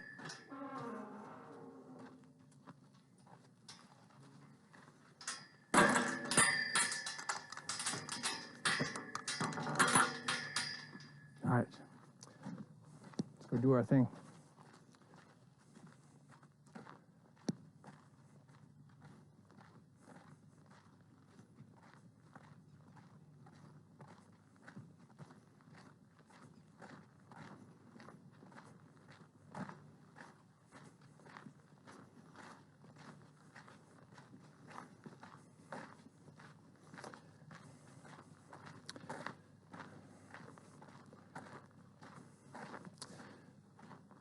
was a time when I did a lot of long-distance bicycle riding.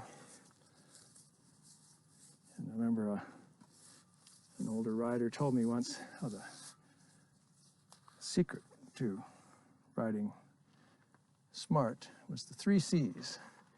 It was to be consistent, to be considerate, and to be conspicuous. And I think maybe in chasing down a horse like Mystery, who doesn't really want to be caught because there's work coming, it's maybe the same thing. Do the same thing the same way as much as possible. Mickey, come on.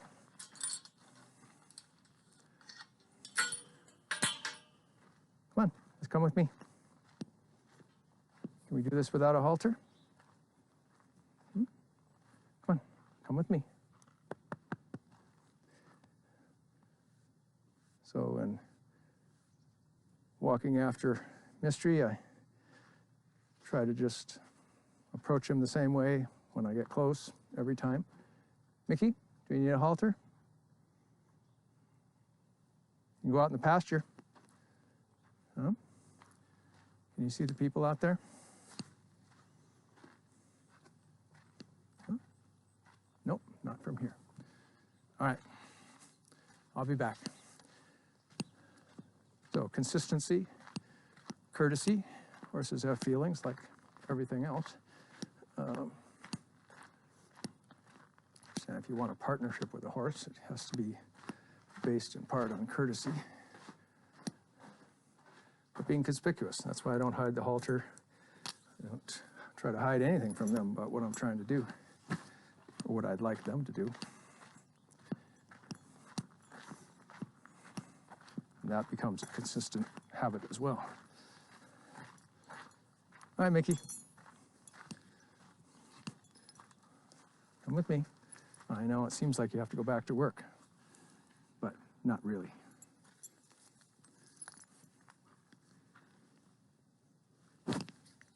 It's freedom, little brother. That's what it really is.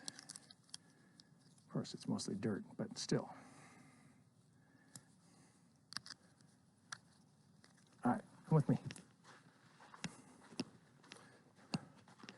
Whoa. Whoa. Uh-uh. Whoa. Whoa. Come on. Come on. Come on out. It's one of the first things we learned here at Dunrovin is that horses are always invited through a gate one way or the other. They never just walk out like they are coming with you.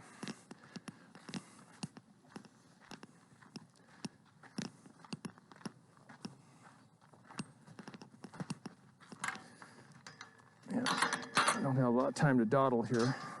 I don't want to be leaving Mystery by himself more than another minute or so. Okay, come on.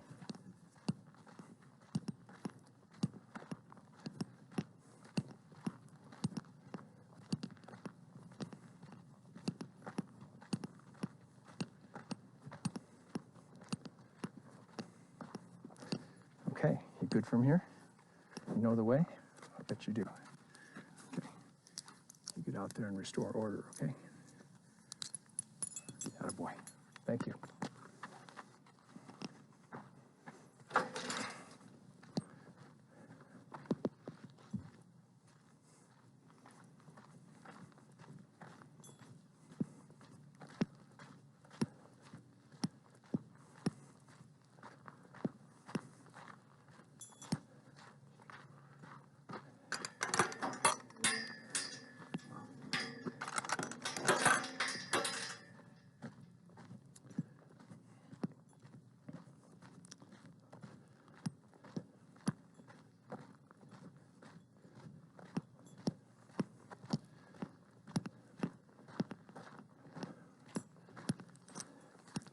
You know, Mystery is a horse of a different color. Still black, but horse of a different color for all that. He is just 9 years old. Mickey is 20. Mystery has, as I was describing them in the training sessions with Alyssa Mayer, Mystery has maybe 1 year of, full year of trail riding experience. He's only 9, just turned 9 about 10 days ago. Hey, brother. He's a horse that needs to be calmed rather than moved like Mickey. So with Mystery, the trick is to get him to settle down and take it easy.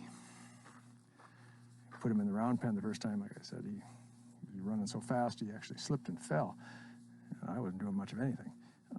So what I've worked on with him is to slow it down and get him to key in on me, same as you want any horse to do in there, but not to move, to relax and keep it smooth.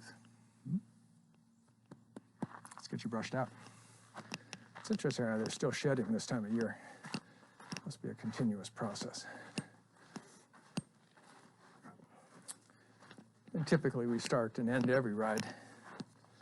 Start by combing them out, make sure that they don't have any burrs in unfortunate places and tangles in their manes, forelocks. Just generally get the mud out and anything else that, and of course in season, comb out the shedding layers. And then we curry again after a ride. There the purpose is to brush through the sweat and help things dry in a organized way.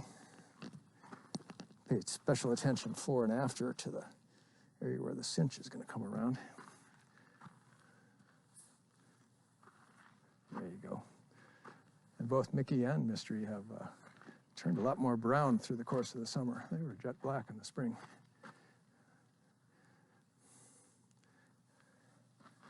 So the winter coat comes in very dark.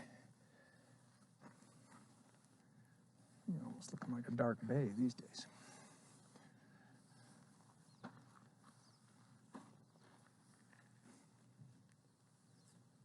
Okay.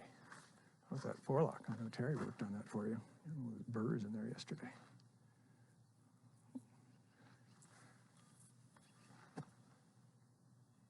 There you go. Good looking. All right. Already checked your pad. You pick up any things in there that we're going to regret. And that would be we. Because if you're uncomfortable, I'm not going to be very happy either.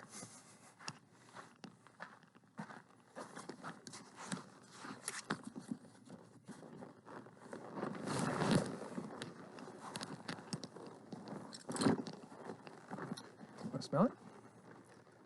Huh? Yeah, that's your saddle. I like to think of it as mine, but it's really yours. So same deal, the shoulder muscle right at the front of the saddle. Settled in, coming around.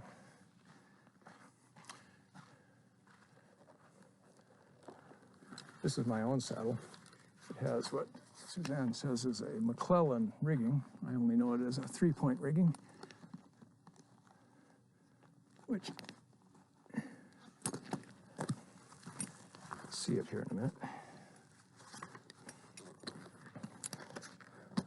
So that, if that can be seen, you see that the latigo actually starts here in the rear, comes down around the cinch and back up to the front cinch buckle, so that when you tighten it all up, it pulls the back of the saddle down as well as the front.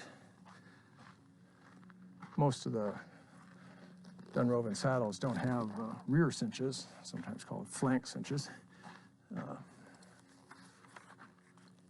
which again are just like the breast collars, mostly helpful in hilly terrain. Okay, going under. As we learned in our horsing around sessions with tacking up, I always attach the cinch first, because if something were to startle Mystery right now and he'd rear up or pull back, or if I didn't have him tied, or even if I did, the worst that can happen right now is that the saddle would just fall off. He might trample it, he might break the horn. Lots of things could happen, but they're not nearly as dangerous. If you put something like the breast collar on first, you can end up with a saddle underneath the horse, with him, of course, losing his mind, reasonably enough.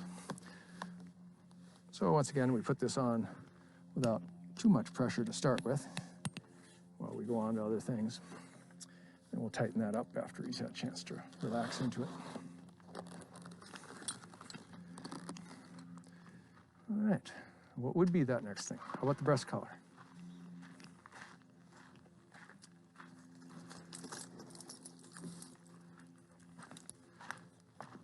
Most people, I'm sure, would just leave their breast collar on and tack it up with everything else in between rides, but this particular one is pretty simple, and I find it easiest to just take it off.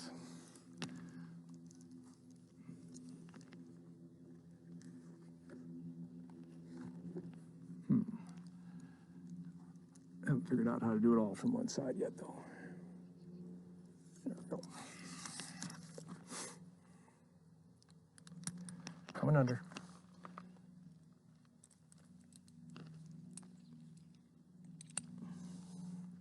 All right, coming around.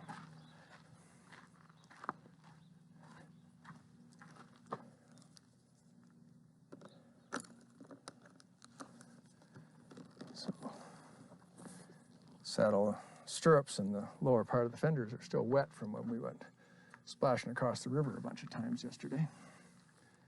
What a great ride that was. Mystery was great. So is Mickey. He's done it many times, of course, and just very relaxed about it. And very powerful horse to begin with, so he just surged right across the river. It was really fun to watch, actually. Yesterday I was riding Mystery. Terry was riding Mickey. So I got to see the two of them in action.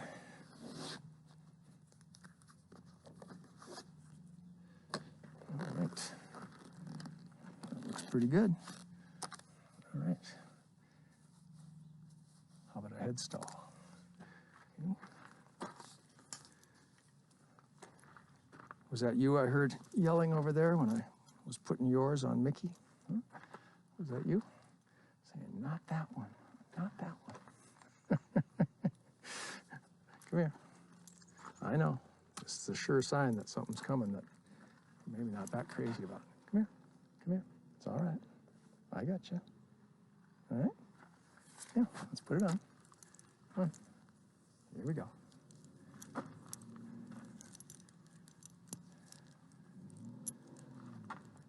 Take it in. All the way in. Attaboy. Nice. Very nice. Yeah, Mystery rides with what's called a snaffle bit.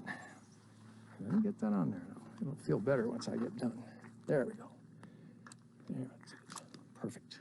Okay, look at me. Look at me. You're all cattywampus here. There you go. All right. Looking good. Mickey, because of his demeanor, let's say, rides with a more aggressive bit.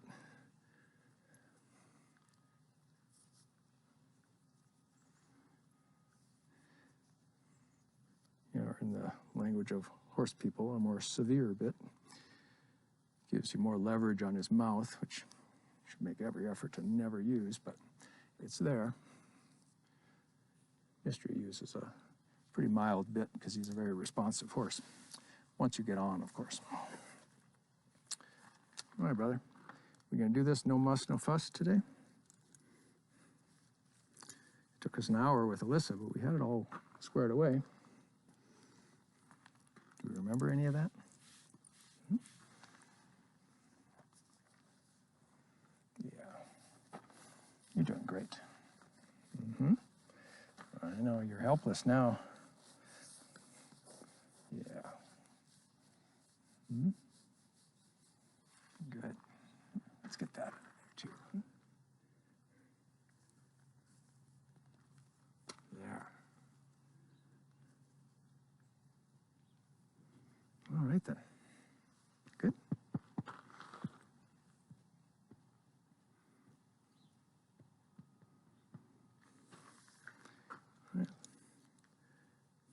say we just get on?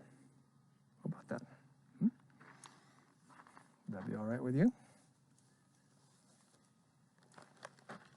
Yeah? Whoa, whoa. Easy. Coming up. Whoa, whoa,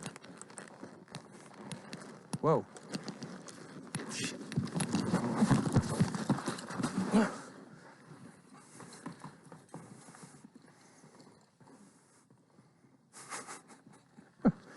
Well, that would have been a good time to have my helmet on. Easy now. Mystery. Easy. Easy. I got you. All my fault. I got you. Gentle now. I got you. I got you. Easy. Huh? Easy. Yeah, easy. Uh-huh. You did all right. That's okay. Let's get this thing off, huh? I got you. Coming around.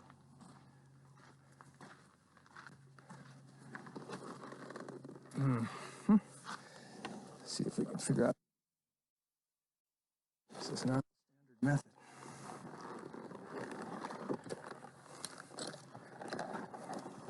I got you.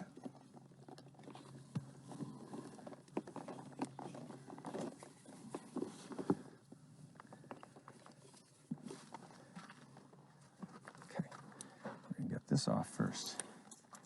I got you. Just take it easy. You're all right. You did good, huh? You did good.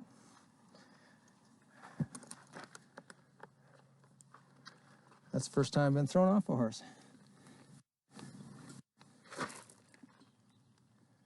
So thank you for that. Thank you for that. All right, coming around.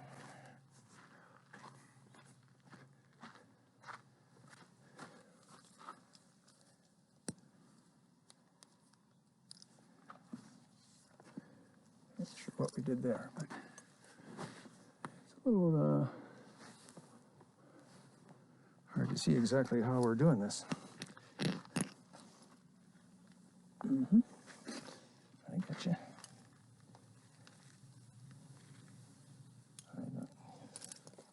Oh, way over here. I see. There. Okay. I got you. It's okay. You're all right. Uh-huh. That's all right.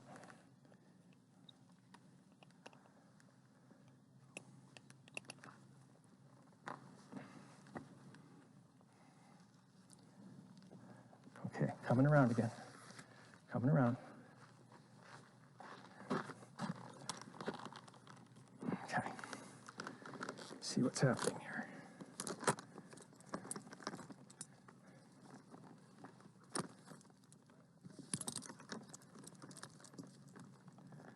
All right, got that free. That's good. Now, let's see if I can put this back up a little. There we go. And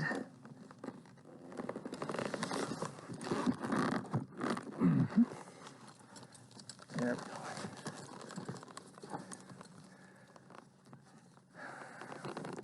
It's like reassembling your 9mm in the dark. It just doesn't make any sense.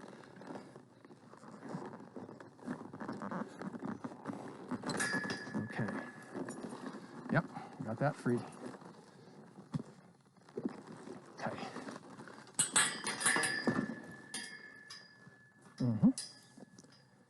Figure all that out later. Okay, come here. It's all right. Yeah, you did good, huh? That was scary, huh? Come here. Come here. Let's get this thing off. Come here. Come here. I got you. Let's take that off. We're done for today.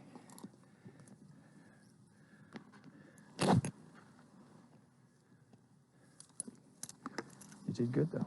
Huh? You did good. Yeah. Okay. You come with me? Huh? Come on. Come on. Come on, this way.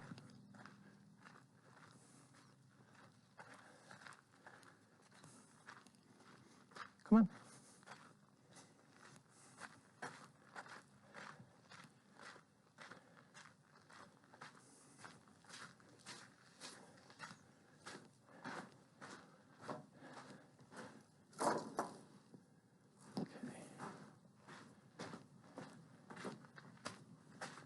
Come on.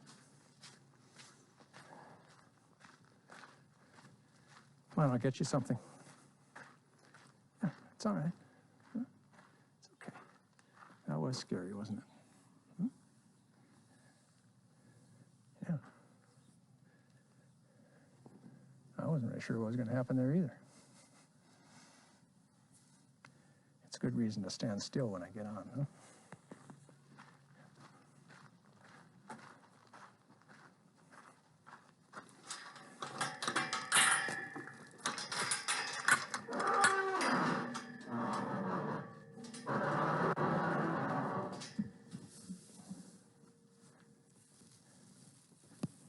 Here you go.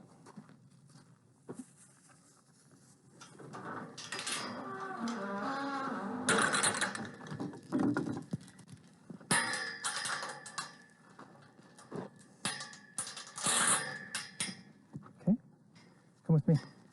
Come on. Hey, donkeys.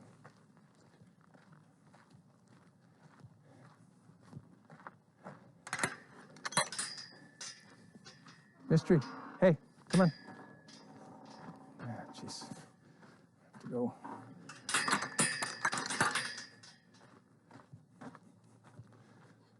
I'll help you in a minute.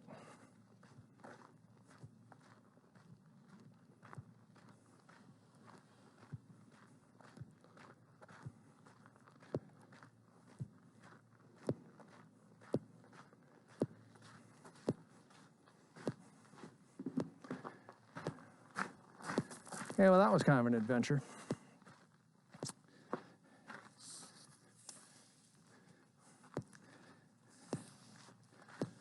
Try not to pull up the cinch super tight. Cut them in half, as some would say. In that case, Mystery hasn't consistently learned to stand still at the block or off the ground as I get on. And he lurched left, I went right, took the saddle with me. Hey, come here. I know, come here. And off I went. Meanwhile, the saddle went halfway around Mystery, who went bucking off in the distance.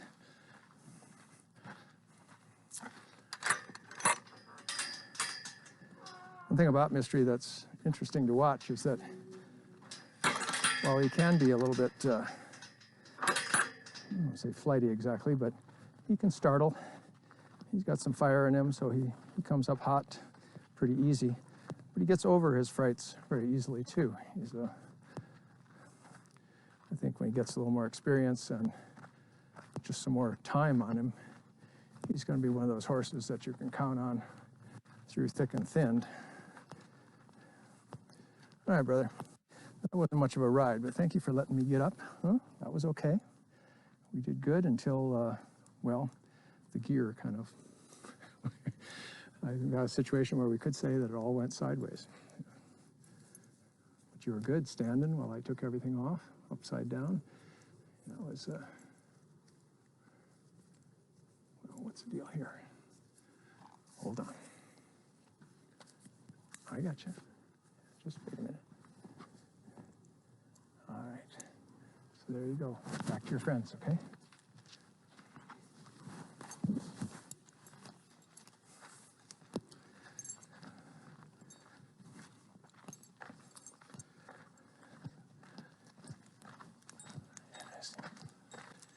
So I've never flipped a raft, never dump trucked it. Certainly dumped my canoe dozens of times. As a relatively new rider, I've already been thrown off. Not that Mystery was trying to throw me, but the end result is the same. Augie, I'm just going to take all that before you get a notion to eat any of it, okay?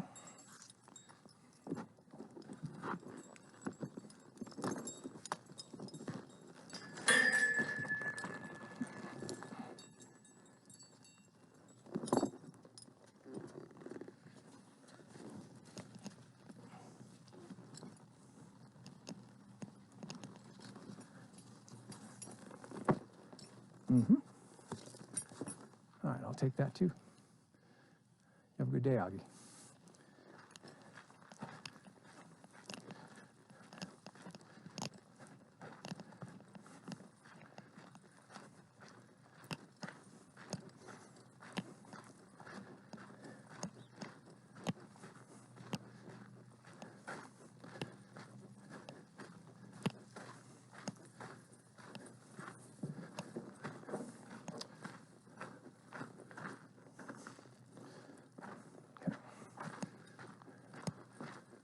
Up here and get organized before I pack everything up. James, if there's anything in particular anybody wants to talk about, now would be the time.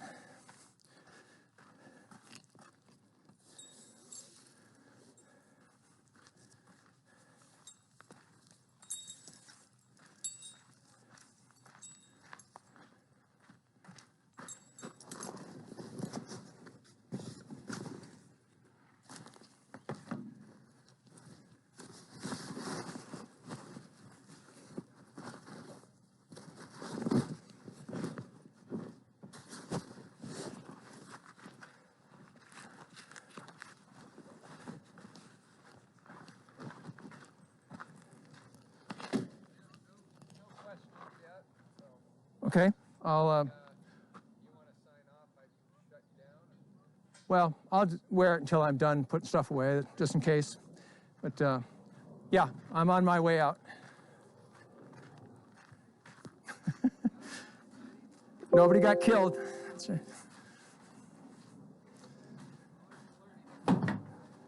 It is that. And I don't know if a more experienced horse person would let that be the end of a session. Usually they talk about ending on a good note. That was hardly that, but the fact that he calmed down and, you know, just stood quietly while I don't know, I don't suppose you could see, but back over there, getting all the tack off that was rotated 90 degrees on him, you know.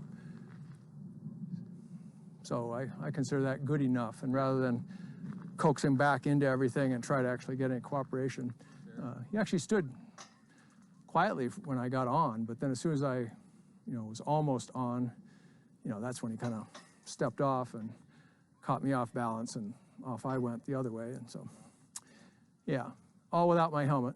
I'm sure that it did not go unnoticed.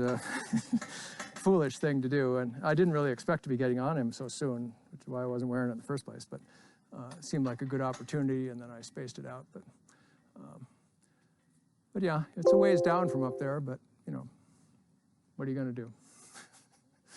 Smooth enough distance.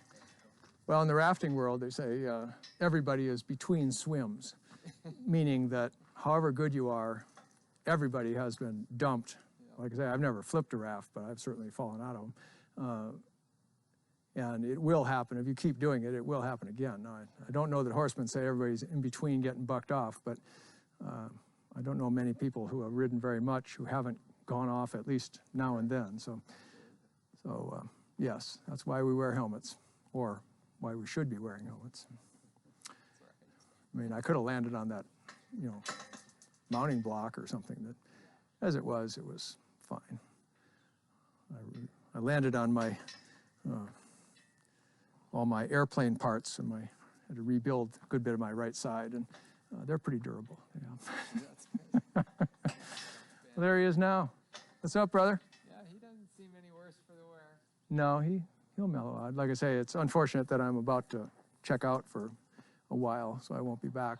Ideally, I'd come right back tomorrow, and we'd mount up, everything go great, everybody be happy. So, yeah, I'll go visit with him before I leave, but I think he's going to be fine. Oh, yeah. And he's looking over here to make sure that I'm okay, because I know that's his first thought. No, he's a really good horse, and we've had a lot of great rides going out here and across the river, and watching him and Mickey together is really a treat. I mean, some things that spook mystery, Mickey couldn't care less, and the other way around, it turns out, so that they take confidence from each other and from Terry and me. So it's a fun outing when everybody's in sync like that, and if at least 2 and often 3 people are all totally good with what's happening. The 4th one, or sometimes the 3rd and 4th one, just say, well, okay, I'll do that. So that where Mickey doesn't want to go through certain gates because he doesn't like that ride for whatever reason, Mystery just goes right through, and Mickey says, well, I'm going to stand out here by myself. So in he goes, and we just forget about it. We just go. And it's an interesting thing to watch. And the people do the same thing, of course. We all have our strong suits and things that we're not so great about. And, if you're with people that give you that confidence, you can build your own experience and therefore your own confidence. So, yeah, looks like Mystery's decided I'm okay. What's that? I am. I've taken much worse tumbles than that, but that is a good reason for a horse to stand still, I'd say. Also a really good reason to wear a helmet. Yeah, I wasn't expecting, I was telling James, I wasn't really expecting to hop up so quickly, and then I saw the opportunity, and then I forgot about my helmet. But yeah, I try not to. Fast. That's the, Yeah. They have very, very fast reaction times. Yeah, and what happened, of How'd course, your he kind of saddle- lurched Is your left. saddle okay? Yeah, as far as I could tell, it just went kind of like 90 degrees to his left, Yeah. which is interesting how it ended up there, because I went off the other way. You would have thought I would have dragged it with me, but it ended up facing his left, and not sure how, but probably when he went bucking on down the way there, things were happening. I try not to put the cinch on too tight because, well, you shouldn't have to, but also it's just uncomfortable for the horse, So I believe another notch wouldn't have been a bad idea today. Yeah, probably not. And I was going to say, when you come back, this can set him back a lot. And so you really want to take it slow. Oh, yeah. And I wouldn't ride. I'd put the saddle on and work him. Mm-hmm. Just let him get used to the saddle again, because he could have. Some horses really fixate on an issue like this, and others don't. Mm-hmm. I mean, and I don't think he's going to. I've had him. When he fell on the round pen, there was no. No. He didn't. He's not. I don't think he's an overly, sensitive horse, but it could. I mean. Yeah. So just all I'm saying is take it really slow with him. Yeah, I was saying to James, I think ideally I'd be back like in a day or two, and we do exactly that. As it is, I'm going to be gone for a while, so we'll start slow and from the beginning. Yeah. But his temperament, I've seen him spook at different things on the trail down here, and he's, kind of active enough that he will kind of get, like this clearly had him out of his mind for a little bit, but he just stopped back there by the gate when he couldn't go through. He just stopped in the corner. He stood there stock still while I undid all that stuff, which is really unusual. Of course, I mean, the latigo is underneath him and everything else, and he just stood right there and let me do what I had to do. So I think, and then he was standing there just watching me from the gate over there for a while. He wandered away and now. You handled it very well. The calmness in your own voice is really an important thing. If you amp up, he will amp up. Oh, he will. Mickey, you never know, but with Mystery, absolutely. He is quick to and go. Any horse, if you start amping up, something like that, they will look to you and your tone of voice and your energy. And if you are upset, you're going to escalate the whole thing. So I think you did really, really well. Part of that, though, part of it is, and this is something you might want to work on, and that is the balance when you actually get on. Mm-hmm. Okay, the closer you are to your horse, the closer you put your, getting a little bit behind the stirrup, putting your foot, the closer your body weight is to the horse's body weight, the less of a pull you have, no matter whether the cinch is or not. Howdy everybody, this is James again, back in the tech booth. We're going to go ahead and let Ant and Suzanne chat about a few things here, and Ant's going to start putting some of his tack and equipment away. He's doing just fine, by the way, and this is a great learning experience for both Ant and Mystery, and we'll be back in about 2 or 3 weeks and get back to work with Mystery after he's got a couple things he's got to take care of over the next few weeks, and he'll be back with us shortly. And let's see, here a little bit later today, we'll be having a presentation from Suzanne about some of the birds around Dunrovin Ranch. And we'll get to follow Ashley around. I understand we're going to be doing some soil sample testing today. And you'll also see us working around the ranch, putting some irrigation stuff away and doing a few other chores. So stay tuned for more, and we'll be back with you here shortly. I hope you're enjoying the nice September morning we've had here. We'll see you in just a little bit this afternoon. Bye-bye.